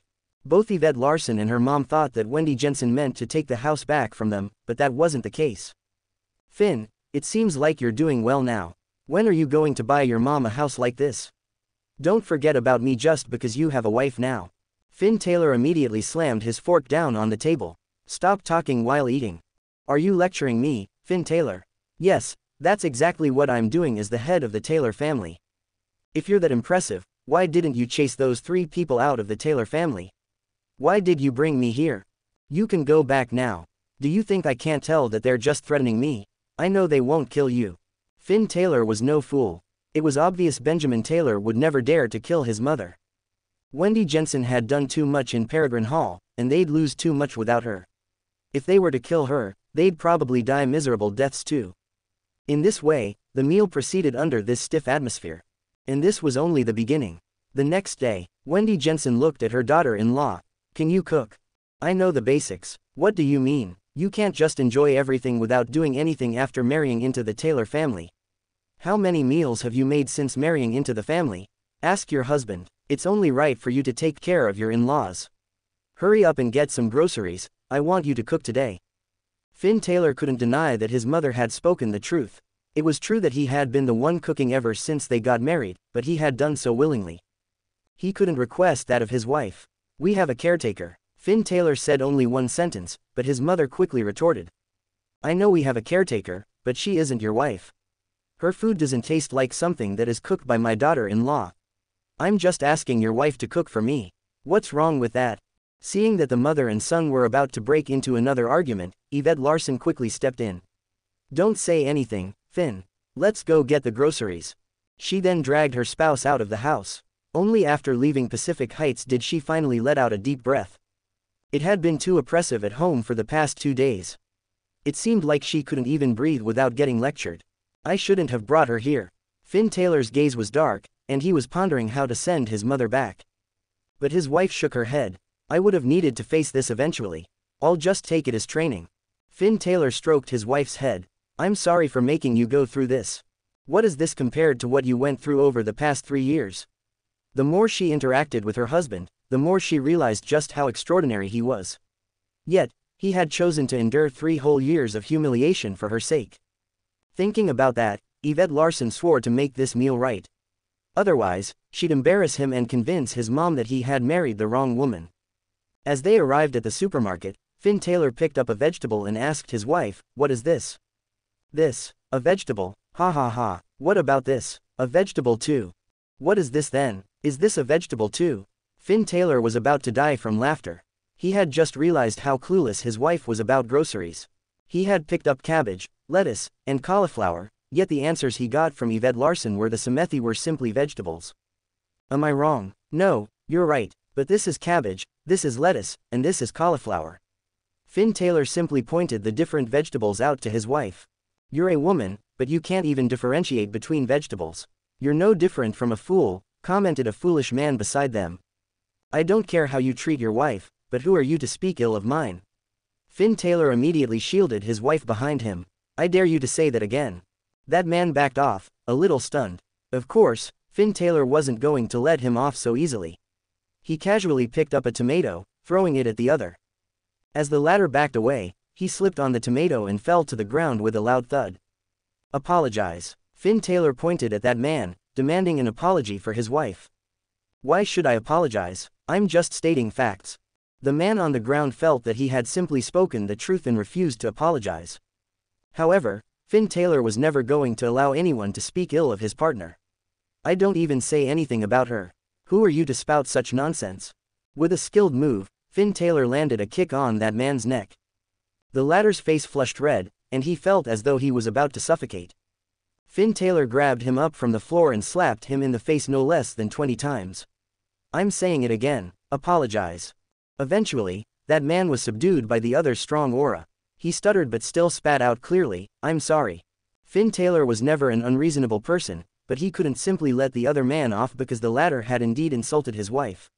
Yet, he would be the one at fault if he were to pursue the matter any further. Seeing the state Yvette Larson was in, Finn Taylor was almost certain that she wouldn't be able to pick out any ingredients alone, so he helped her out. Along the way home, he gave his wife clear instructions on how to make some simple dishes. Yvette Larson didn't disappoint, and she managed to repeat all of the steps back to her husband. Unfortunately, cooking wasn't a matter of memorizing steps but training through experience. To be honest, Finn Taylor was worried about his wife. When they arrived home, Finn Taylor spotted his mom eating some fried shrimp. "You guys are finally back. I would have starved to death if you took any longer. Thank God Megan made something for me to eat." Her son clenched his fist, incensed. "I had taken the effort to go out to get groceries with my wife. However, not only does my mother show no concern toward us, but she is also only concerned about another girl. What does she mean by that? Now that you're back, hurry up and get down to cooking. I want to see your culinary skills." Although Yvette Larson felt uncomfortable with the situation, she had no choice but to enter the kitchen. She was Wendy Jensen's daughter-in-law after all. It was only right that she swallowed her pride and endured this. Soon, all kinds of sounds could be heard from the kitchen. It sounded as though Yvette Larson was fighting a world war in there. Worried, her husband was about to check on her when he was unfortunately stopped at the door. "Stop right there." He turned back. "What's wrong? A man should never be in the kitchen. Why are you going there?" Ignoring his mother, Finn Taylor walked straight in. Boom! The moment he walked into the kitchen, the pan erupted in flames. Yvette Larson was scared stiff. Thankfully, her husband came just in time to cover the pan in her place. In an instant, the fire was extinguished. Wendy Jensen happened to walk in at just that moment. She then picked the lid up and walked off without a word. Yvette Larson had spotted her mother-in-law eating Megan Daimler's fried shrimp, so she wanted to make that dish too. She even promised herself that she'd make something even better than the other.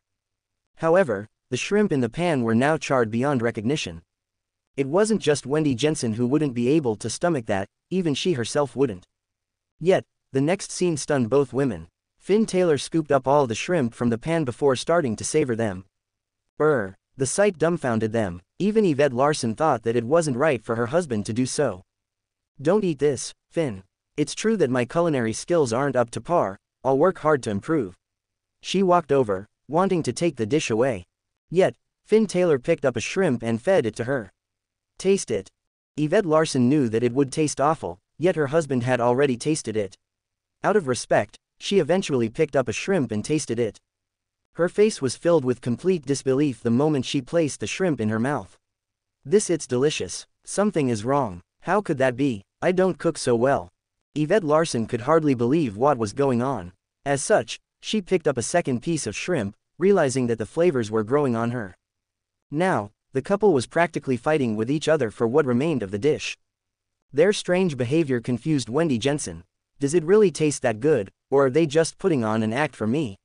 But looking at their expressions, it doesn't look like they're lying. Intent on exposing the couple, Wendy Jensen walked over, picked up a piece of shrimp, and ate it. However, she was shocked after doing so. Words couldn't describe how delectable the dish was. But we all saw how Yvette Larson was in the kitchen earlier. It was obvious that Yvette Larson's dish won over Megan Daimler's. Of course, Wendy Jensen wasn't one to lie for the sake of keeping her dignity. That was the difference between her and Linda James. She simply walked away, unwilling to say another word. Only after she left did Yvette Larson turn to her husband. "What's going on?" She wasn't a fool and didn't believe that her culinary skills were that impressive. "I added something while plating it." Yvette Larson knew that her spouse must have done something to it. There was no way she could have whipped up such a delicious dish. It's so difficult to deal with in-laws. Yvette Larson hugged her husband, pouting gloomily. Finn Taylor had been living with the Larson family for the past 3 years and had endured whatever the family had thrown at him. Now, things were different. Wendy Jensen was starting to make things difficult for her now, and she was in no place to retort the former as her daughter-in-law. "Shall we buy another house and move out?" "No way." Yvette Larson rejected that suggestion right away. It wasn't because she didn't want to spend that money. After all, buying another house wouldn't be difficult for her. However, she knew that she couldn't shy away from this problem forever. She'd eventually have to deal with this relationship. "Let's go shopping in the afternoon," Wendy Jensen said as she walked out of her room before returning to the room again. She wasn't discussing it with them but informing them. It was as though she was giving a command. Finn Taylor had the urge to rush up and have a chat with his mother, but his wife pulled him back. "I'm the one at fault. Mom has been here for so long, but I haven't bought her anything. It's just as well that we go out this afternoon so that I can get her some necessities." Finn Taylor was speechless. "Oh right, is there anything she likes or hates?" "She's unpredictable." Wendy Jensen always thought of herself as the best. As such, She didn't have any fixed preferences. In her own words, she couldn't let her subordinates get to know her too well. If Yvette Larson knew what her mother-in-law liked, she would have been able to buy something to please the latter. But now that her significant other had told her that Wendy Jensen was unpredictable, there was nothing more she could do. Don't think too much about it. If she keeps putting you in the spot, leave and ignore her. PFF'd. Yvette Larson merely smiled. I'd never dare to do that. If I were to do that on my first shopping trip with my mother-in-law, I'd probably be reminded of it for decades or even my whole life. There is no way I'm going to get a divorce from Finn. As such, I will just have to deal with whatever my mother-in-law throws at me. This is probably how my husband survived the countless scoldings and beatings from my mother. All he could do was pretend not to have seen or heard any of the Larson family's disdain. Since Finn loves me so much, I'm sure I can do the same for him. That afternoon, the group of 4 set out shopping. Wendy Jensen had brought Megan Daimler along. To be honest, Finn Taylor was curious as to what had happened between the two women at the chess association that night. Why does it seem like two strangers have suddenly become so familiar with each other over the span of just one night? Is it because I don't understand women well enough? Usually, women would be closer to their granddaughters-in-law. Why? Because an enemy of an enemy was a friend. Granddaughter-in-laws shared the same enemy as grandmothers-in-law. Similarly, Wendy Jensen and Megan Daimler shared an enemy, Yvette Larson. Based on their interactions that night, Wendy Jensen was clear that the young girl liked her son. As such, she had told the latter that she'd definitely find a way to help her win Finn Taylor's heart as long as she came to San Francisco. Unexpectedly, Megan Daimler indeed arrived in the city after just a day of contemplation. Megan, let me ask you something. Finn Taylor suddenly thought of a question while driving. Megan Daimler was clearly overwhelmed with emotions when she heard the man calling her. Have you heard of Maximus Bruegel? Maximus Bruegel. Hearing that name, Wendy Jensen immediately cut her son off. What do you want to know? You're going to drag too many people into this once you talk about it. Some people in this car still don't know about it. She was obviously talking about her daughter-in-law, not Megan. Talking about Maximus Bruegel would inevitably lead to a discussion about Peregrine Hall. Once Yvette Larson knew about its existence, she would be swept into its mess as well. As such, Wendy Jensen wasn't meaning to discipline her son, nor was it because she looked down on her daughter-in-law. Quite on the contrary, she was trying to protect the latter. This was also why Finn Taylor had said that his mother was unpredictable. It seemed as though she hated his wife back at home, but it now seemed like she was trying to protect the other. Fine, take it as though I didn't say anything. Finn Taylor wasn't trying to ask about anything important anyway. He simply wanted to know if Jessica Daimler had left with Maximus Bruegel. Very quickly, the group arrived at the mall. As they got out of the car, Wendy Jensen pointed at the mall. Yvette, you can decide on our schedule for today. We'll go to whichever boutique you want. The latter was stunned, unable to understand what her mother-in-law was up to this time. You, shut up, Wendy Jensen said while pointing at her son. Who are you to order me around? Yvette Larson was only taking orders from Wendy Jensen out of respect for the latter as her daughter-in-law. Is she serious about lecturing me like that? Has she already forgotten that we don't share such a close relationship? Think about what I've faced at the hands of the Taylor family over the past 20 years, and what have you done as my mother? Yvette Larson was slightly nervous that she'd make a mistake, but she gained confidence as she glanced at her husband. She led the group to a bubble tea shop and bought each of them a drink based on their preferences. From time to time, she'd steal a glance at her mother-in-law. What disappointed her was that the latter didn't even take a sip of the drink. Maybe she doesn't like such sweet things. But thankfully, Wendy Jensen didn't simply throw the drink away and instead held it in her hand. Mom, there's a boutique right ahead.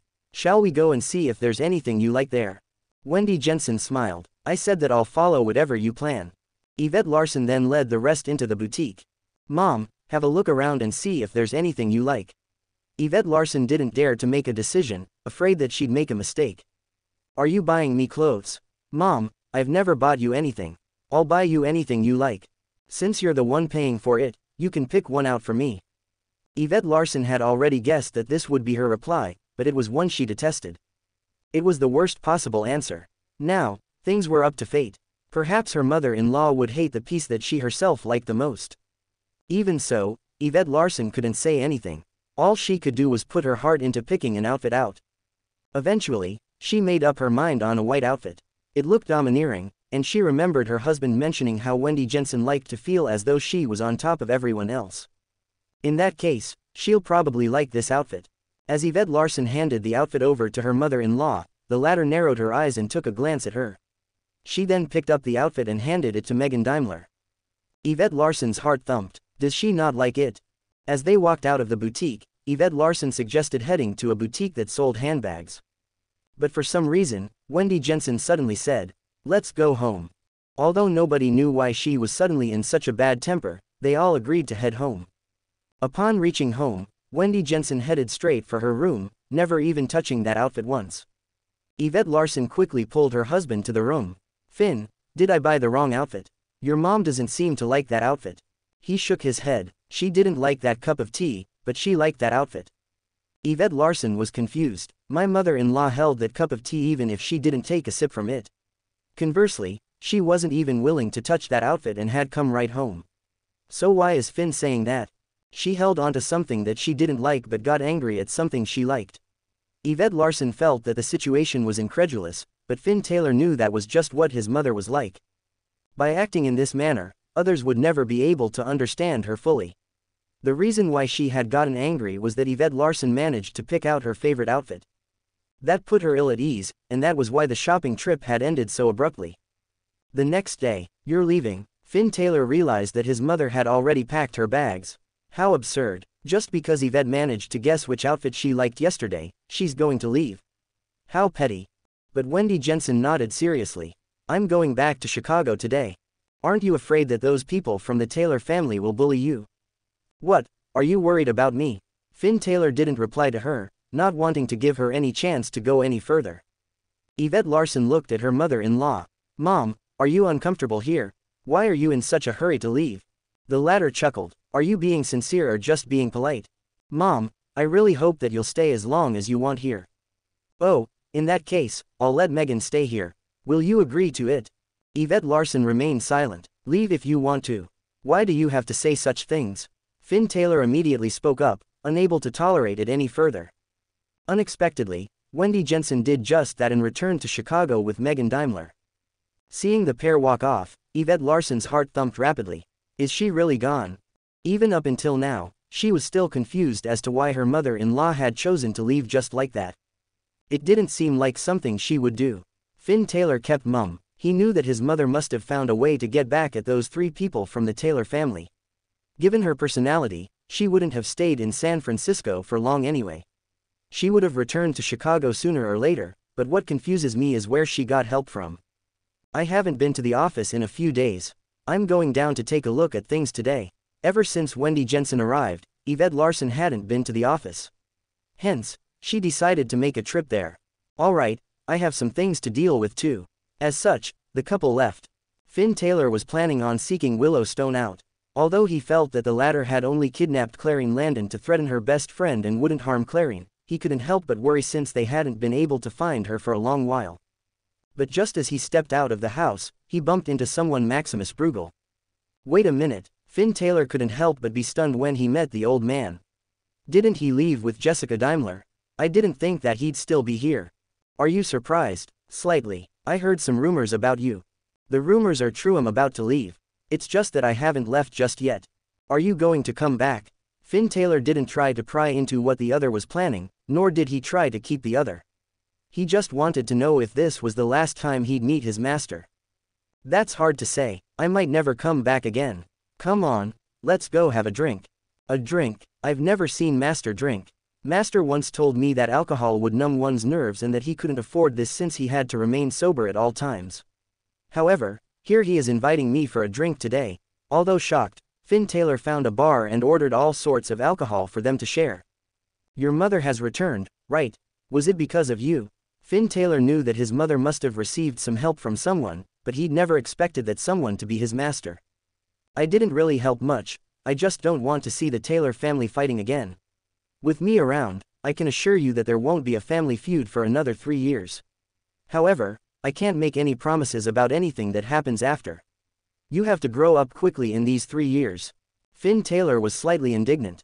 Master, do you think I'm not ready to go against them now? Do you really think that they're that simple?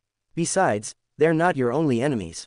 Finn Taylor poured a glass of beer for the old man. Master, it seems like you have more to say.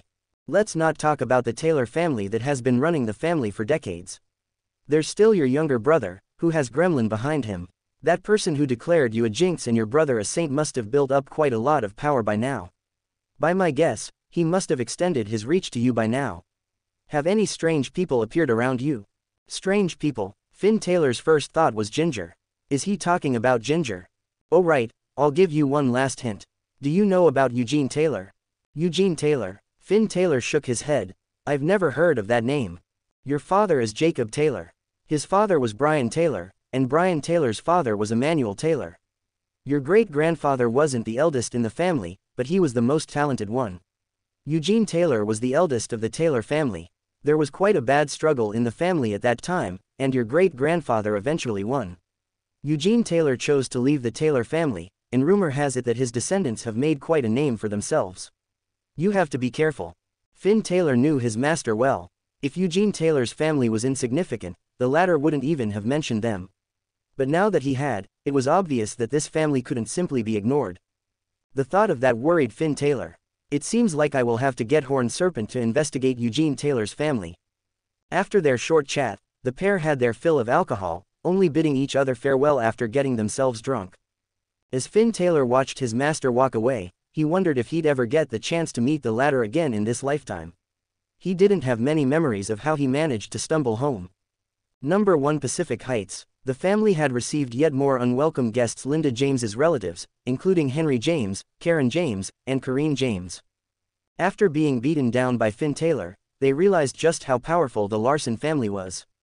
Then, they'd started paying more attention to the Larson family and learned that Yvette Larson's company had become the second largest company in the city. It was because of this that they came today. The James family was truly shameless. They had gotten into such a tussle in Los Angeles that they were practically no longer on speaking terms. Corrine James and Weston Shaw had found someone to kidnap their cousin, leading them to be raped and becoming paralyzed respectively. Even the matriarch of the family, Lucy Williams, had been forced to go down on her knees to apologize to Finn Taylor. Even so, the family was still shameless enough to come all the way to San Francisco. In fact, they were no less shameless than they had been before. They were sprawled out on the sofa, casually tossing the fruit peels onto the ground. This left the poor young girl Diane Taylor scrambling to clean up after them. There's a trash can here. Why can't you throw them into the trash can? Diane Taylor could no longer hold it in and tried to remind them gently. Slap. No sooner had she finished her sentence than she got slapped in the face. Who are you? You're just hired help. How dare you speak to me like this? Diane Taylor was dumbfounded. I only tried to give them a gentle reminder, yet they'd brutally slapped me. I didn't mean anything. I just hope that you won't throw your rubbish all over. What do you mean? We're at home, so it's only right that we do whatever we want. If we throw our things into the trash can, why would we need you around? Corrine James was the only unreasonable one in her immediate family. Karen James was similarly senseless as she lectured Diane Taylor. The young girl was on the brink of tears, but just then, Finn Taylor returned home. The former was overwhelmed with emotions. As for the James family, it was as though they were facing an enemy. His presence frightened them so much that they quickly sat upright in their seats. But when they took a closer look at Finn Taylor, they immediately let their guards down. He was drunk and couldn't even steady himself. Fuck. Corrine James immediately rushed up and slapped Finn Taylor. Thinking about what she had experienced in Los Angeles, she had the urge to kill the man. But just as she was about to slap him a second time, Diane Taylor stepped in. Don't hit Mr. Taylor. You bitch. Who are you? Why do I have to get your permission to hit him? Corrine James tried to shove the other away, but the latter refused to give in. Corrine James tried for a long time, but it was in vain. Diane Taylor would protect her employer with her life. As long as she was around, she wouldn't let anyone hurt him. Corrine, stop making a fuss. Don't you know why we're here today? Will you be able to bear the responsibility if we fail? Her grandmother suddenly spoke up, causing her to come to an abrupt halt. Taking advantage of this, Diane Taylor took the chance to send the drunk man back to his room. With the pair no longer there, Karen James said, Corrine, what will happen if that caretaker tells that piece of trash about what happened earlier? Everyone had been very worked up and had wanted to punch Finn Taylor themselves to get back at him too. But now that they'd calmed down, they were all terrified to the core. Just then, Linda James and her husband returned from a grocery run. They were obviously displeased by the state their house was in, yet they weren't in any place to say anything because the others were still their relatives. "Linda, I can't stay here anymore." Lucy Williams was about to burst out into tears. "Why is my mother suddenly saying such things?" Linda James was confused. "Mom, I just came back. What are you talking about? Finn Taylor came home just now, and he wanted to beat us up when he saw us. That's why Karine tried to fight back by slapping him. Although he was drunk and probably won't remember this, Diane Taylor saw everything. What will happen to us if she tells him that Karine hit him? Ah, I'm going to die. I'm really going to die." Lucy Williams was much more dramatic than her daughter, and Francis Larson felt as though his head was going to explode. "What are you saying, Mom? Since Finn was the one who threw the first punch, I'll definitely get him to apologize to you." "I can't accept his apology. I'm afraid I'll lose my life." "What shall we do then?" "Chase that caretaker away." "That will do." "Chase Diane Taylor away, but she has a good relationship with Finn. He'll probably flare up if we were to do that." I don't think that's a good idea." "Forget it, let's go. The Larson family is rich after all. Their caretaker means much more to them than their poor relatives." Lucy Williams acted as though she was about to leave. "Mom, I'll ask her to leave. Will that do? Hurry on." Linda James felt miserable. Not long later, Diane Taylor came downstairs. "Diane, I have something to tell you." Diane Taylor looked at Linda James and said, "Do you want me to keep this a secret?" "That is impossible. I'm going to tell Mr. Taylor everything truthfully." Slap. Linda James slapped the young girl viciously. "Diane Taylor, do you have to cause a fight in our family? You'd better remember that we're relatives, while you're only our caretaker. I'm firing you right now, scram." Diane Taylor cupped her face, a look of aggrievement on her face. "No, I'm not leaving before Mr. Taylor learns of the truth." "You're not leaving? You'd better be careful then." "Diane Taylor, I heard that you're still a student. I'm sure you don't want rumors about you to spread, right?" Karine James snatched the young girl's phone away and smashed it on the ground.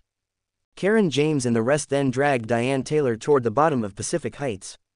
Diane Taylor was a young girl, and there was no way she'd be their match. Eventually, she chose to make a compromise and leave for the time being. However, she wasn't going to give up just like that. Once she had the chance, she would definitely look for Finn Taylor and tell him everything that had happened. When Yvette Larson returned home and saw the James family in her house, she couldn't help but furrow her brows. "Yvette, what do you mean by this? It seems like you don't welcome us." "That's true. You're not welcome here." Yvette Larson wasn't going to bother putting up with the James family. Without mincing her words, she told them that they weren't welcome. The James family gritted their teeth, but they pretended not to hear her. Otherwise, they would have started a fight with her. However, they were here to ask the other for a favor, so they couldn't afford to offend her now. Yvette Larson glanced around the house, realizing that the living room was filled with the James family's members. Yet, she didn't spot her parents, Diane, or Finn. "Where are they?" Yvette Larson eyed her relatives. In the kitchen." "They're all in the kitchen." Yvette Larson walked to the kitchen, slightly suspicious, but all she saw was her parents working tirelessly. "Why are you guys the ones cooking? Did they wake up on the wrong side of the bed today? They're actually cooking. How could you still have the cheek to say that? Finn got drunk and messed up the living room." "Finn might be drunk, but it's impossible for him to have made that mess." Yvette Larson naturally wasn't going to take her mother's words at face value. "Where's Diane then?" In the past, Finn Taylor had been in charge of cooking. Later on, they moved to number 1 Pacific Heights and handed that task over to Diane Taylor. Something had to be wrong for her mother to be working in the kitchen. "I'm angry just thinking about it. That young brat has such a fiery temper." She went home. Went home? Yes, Finn made such a huge mess that she said that she wouldn't clean the area up. She resigned and went home. Yvette Larson sneered. "My mother's stories don't sound the slightest bit believable." She turned around, not wanting to listen to her mother's lies. After that, she returned to her room to see that her husband was indeed drunk. She sat herself by Finn Taylor's side and started taking care of him. In the kitchen, Linda James's arms ached after preparing only a few dishes. "Arg, that dame Diane Taylor. I don't want to cook." Her husband glared at her. "How dare you say that? You were the one who fired her." Linda James nearly burst out into tears. It was her fault. She witnessed something she shouldn't have. Francis Larson sneered. "Do you really believe the nonsense your relative spouted?" Linda James wasn't dumb, and she knew that it was more than likely she'd been taken for a ride too. However, what choice did she have? They were her family, and that was her mom they were talking about. Could she really chase them away? The next day, Finn Taylor woke up groggily, his leg feeling numb as though it no longer belonged to him. He glanced at his leg, only to realize that his wife had fallen asleep on his leg. He'd been sleeping under covers, while his wife wasn't. It seemed like she had been taking care of him through the night. She must have wanted to take a nap but eventually fell asleep. She probably didn't expect to fall asleep in this manner. Just then, Yvette Larson woke up too. She then looked at him emotionally. "You're awake?" "Yes, thanks for taking care of me. Did you drink too much last night?" This was the first time her husband had ever gotten drunk. In fact, this was the first time she had ever seen him drink any alcohol. "My master came to look for me yesterday, saying that he might never return, so I had a drink with him." Yvette Larson nodded. "Does your head still hurt?" He shook his head. "Not anymore." "That's good. Oh right, we got a few unwelcome guests yesterday." Unwelcome guests? Finn Taylor was in a daze. It was evident that he didn't remember anything from the previous day. "The James family is here." "The James family? What are they here for? Have they already forgotten about the lesson I taught them last time? Are they still trying to stir up trouble for us?" "Oh, right, Diane Taylor. What's wrong?" "Mom said she resigned." "Sigh, I really shouldn't drink any alcohol. Maximus Bruegel did tell me to remain sober all the time, so this is the first time I drank and got drunk. Now, so many things have happened." Finn Taylor picked up his phone and made a call to Diane Taylor. However, the latter's phone was switched off, and nobody picked up the call. He tried again, but the result was the same. "I can't get through to her." Finn Taylor put his phone down and shook his head. It's impossible for Diane Taylor to have resigned on her own accord. Something must have happened, and the James family is definitely involved. "Let's go and meet them." Finn Taylor stood up, and the couple walked out of their room. The James family was still lazing around in the living room, where fruit peels were still strewn across the floor. As for Linda James and Frances Larson, they were still in the kitchen. "Call them over." Yvette Larson quickly ran into the kitchen and called her parents out. Her husband then dragged a few chairs over for her. Finn Taylor leaned against the backrest of his seat, scanning the room. "Who can give me an explanation as to why Diane Taylor left?" The James family glanced at each other, not saying a word. Left with no other choice, Linda James stood up and said, "Finn, what do you mean by this? She's just a caretaker, so what if she left? Are you going to kill us because of that?" Her daughter quickly cut in. "Mom, don't be unreasonable. We just want to know why she left." "Reason? The reason is that Finn came home drunk yesterday and made a mess." Diane Taylor asked him to stop throwing things around, but Finn said that it was her job to clean the house anyway. They started fighting, and Diane eventually chose to resign. Finn Taylor chuckled. "Mom, do you mean that I forced Diane to leave?" "That's right. Look around you, don't you think the place is filthy? You were the one who made this mess." Finn Taylor wasn't blind, he had seen the James family throwing their trash around earlier. "My mother-in-law is clearly making up a story. Oh, it seems like I might have made a mistake while I was drunk then." Finn Taylor stood up and walked out of number 1 Pacific Heights with his wife. After walking out of number 1 Pacific Heights, Yvette Larson pointed back at the house. "Do you really believe their nonsense?" Finn Taylor naturally didn't believe a single word they'd said, but he had something more important to do: find Diane Taylor. He was clear about just how evil and vicious Corinne James Washay could kidnap her own cousin for her own self-interests.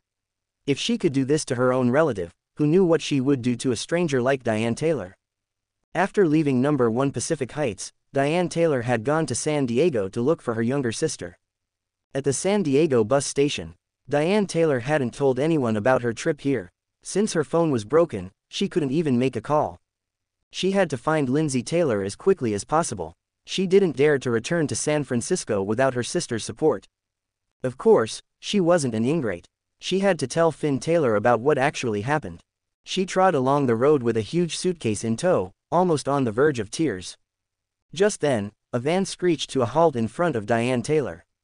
3 to 4 men then hopped out of the car, surrounding the young girl. "Miss, where are you headed to alone? Why don't we give you a ride?" Diane's instincts told her that these men weren't up to any good. "I'm sure they're not offering me a ride out of kindness. Thanks for your offer, but my house is just ahead." Diane Taylor pointed at a neighborhood ahead. Of course, that wasn't where she lived. But even so, her words were of no use. The men showed no signs of leaving. Since you're grateful to us, why don't you invite us to your house for a drink? Diane Taylor glared at them. Who are you? I'm going to call the police if you don't leave. The leader of the gang chuckled. Do you have a phone? The young girl was stumped. They know that I don't have a phone on me. That means the James family must have sent them here. Did the James family send you guys? That man chuckled. Who cares who sent us here? Anyway, someone wants your mouth shut. If you don't resist, we'll release you in a few days' time. As long as you don't cause any trouble for us, we'll feed you well. Otherwise, we'll make sure you learn your lesson. The men then forcefully dragged Diane Taylor into the van. After that, they tied her limbs up and covered her eyes and mouth with duct tape. By the time Diane Taylor regained her sight, she had already been led to an underground room. The 4 men were still by her side. Don't worry, we won't do anything to you, nor will we kill you, we just need to get paid. Someone wants you gone for a few days. Once everyone forgets about you and nobody searches for you, we'll naturally let you go. Just cooperate with us, and it'll be easy for all of us. Diane Taylor remained silent. She knew that there was no point in going against her captors and that she had better just do as they said for the time being. But at the same time, she understood that it would be disadvantageous to Finn Taylor the longer she stayed here. It seems like those people are still after Mr. Taylor. Sure, I'll cooperate with you. Can you release these ropes first? Diane Taylor tried communicating with her captors to start off with. Untie them. What surprised Diane Taylor was that the men released the ropes binding her without any hesitation. This might be a BA milked, but it's not that bad. We have a bed and bathroom for you. If you get bored, there are books there for you as well. We'll also send you food on time. But if you don't behave, don't blame us for being rough. You should know that we're used to resorting to violence in this line of work. It doesn't matter what we do since it's all the same once we get caught. That man even tightened his belt, hinting at what he'd do. Diane Taylor backed away in fear. Let's go. The man who had spoken was clearly their leader. With that, the men followed him out. Left alone in the BA milked, Diane Taylor explored the space, only to realize that the space was well secured. It seemed like it'd be a struggle to get out. San Francisco. At Hunter Sullivan's residence, the 4 guardians were all focused on tracking down Diane Taylor's whereabouts. It wouldn't have been difficult. Unfortunately, Diane Taylor had lost her phone, so it was difficult to determine her exact location. Just then, Finn Taylor received a call from Kimberly Gold. Finn, hurry and come to our house. Something has happened to the Gold family. Something has happened to the Gold family. Finn Taylor was utterly confused. The Gold family is the most influential family in the city. What could possibly happen to them? But hearing how anxious the girl on the other end of the call was, he didn't dare to delay any longer. He set off for the Gold family's residence immediately. San Francisco, the Gold family's residence. A few uninvited guests had arrived at the Gold family's residence, people from Chicago's Gold family with Gabriel Gold leading them. Gabriel Gold was an elder in the family, and even Third Master Gold had to be respectful toward him. Why was he here today? It turned out that the Gold family in Chicago had run into some business troubles and was planning on arranging a marriage of convenience with another family. Through their discussions, the family eventually decided on sending Catherine Gold away. However, she already had a lover and refused to budge. Now, Gabriel Gold was here in San Francisco to take Kimberly Gold away as a substitute for his own granddaughter. Catherine Gold was unwilling to marry into the family, and naturally, so was Kimberly Gold. As such, the 2 old men decided to have a duel.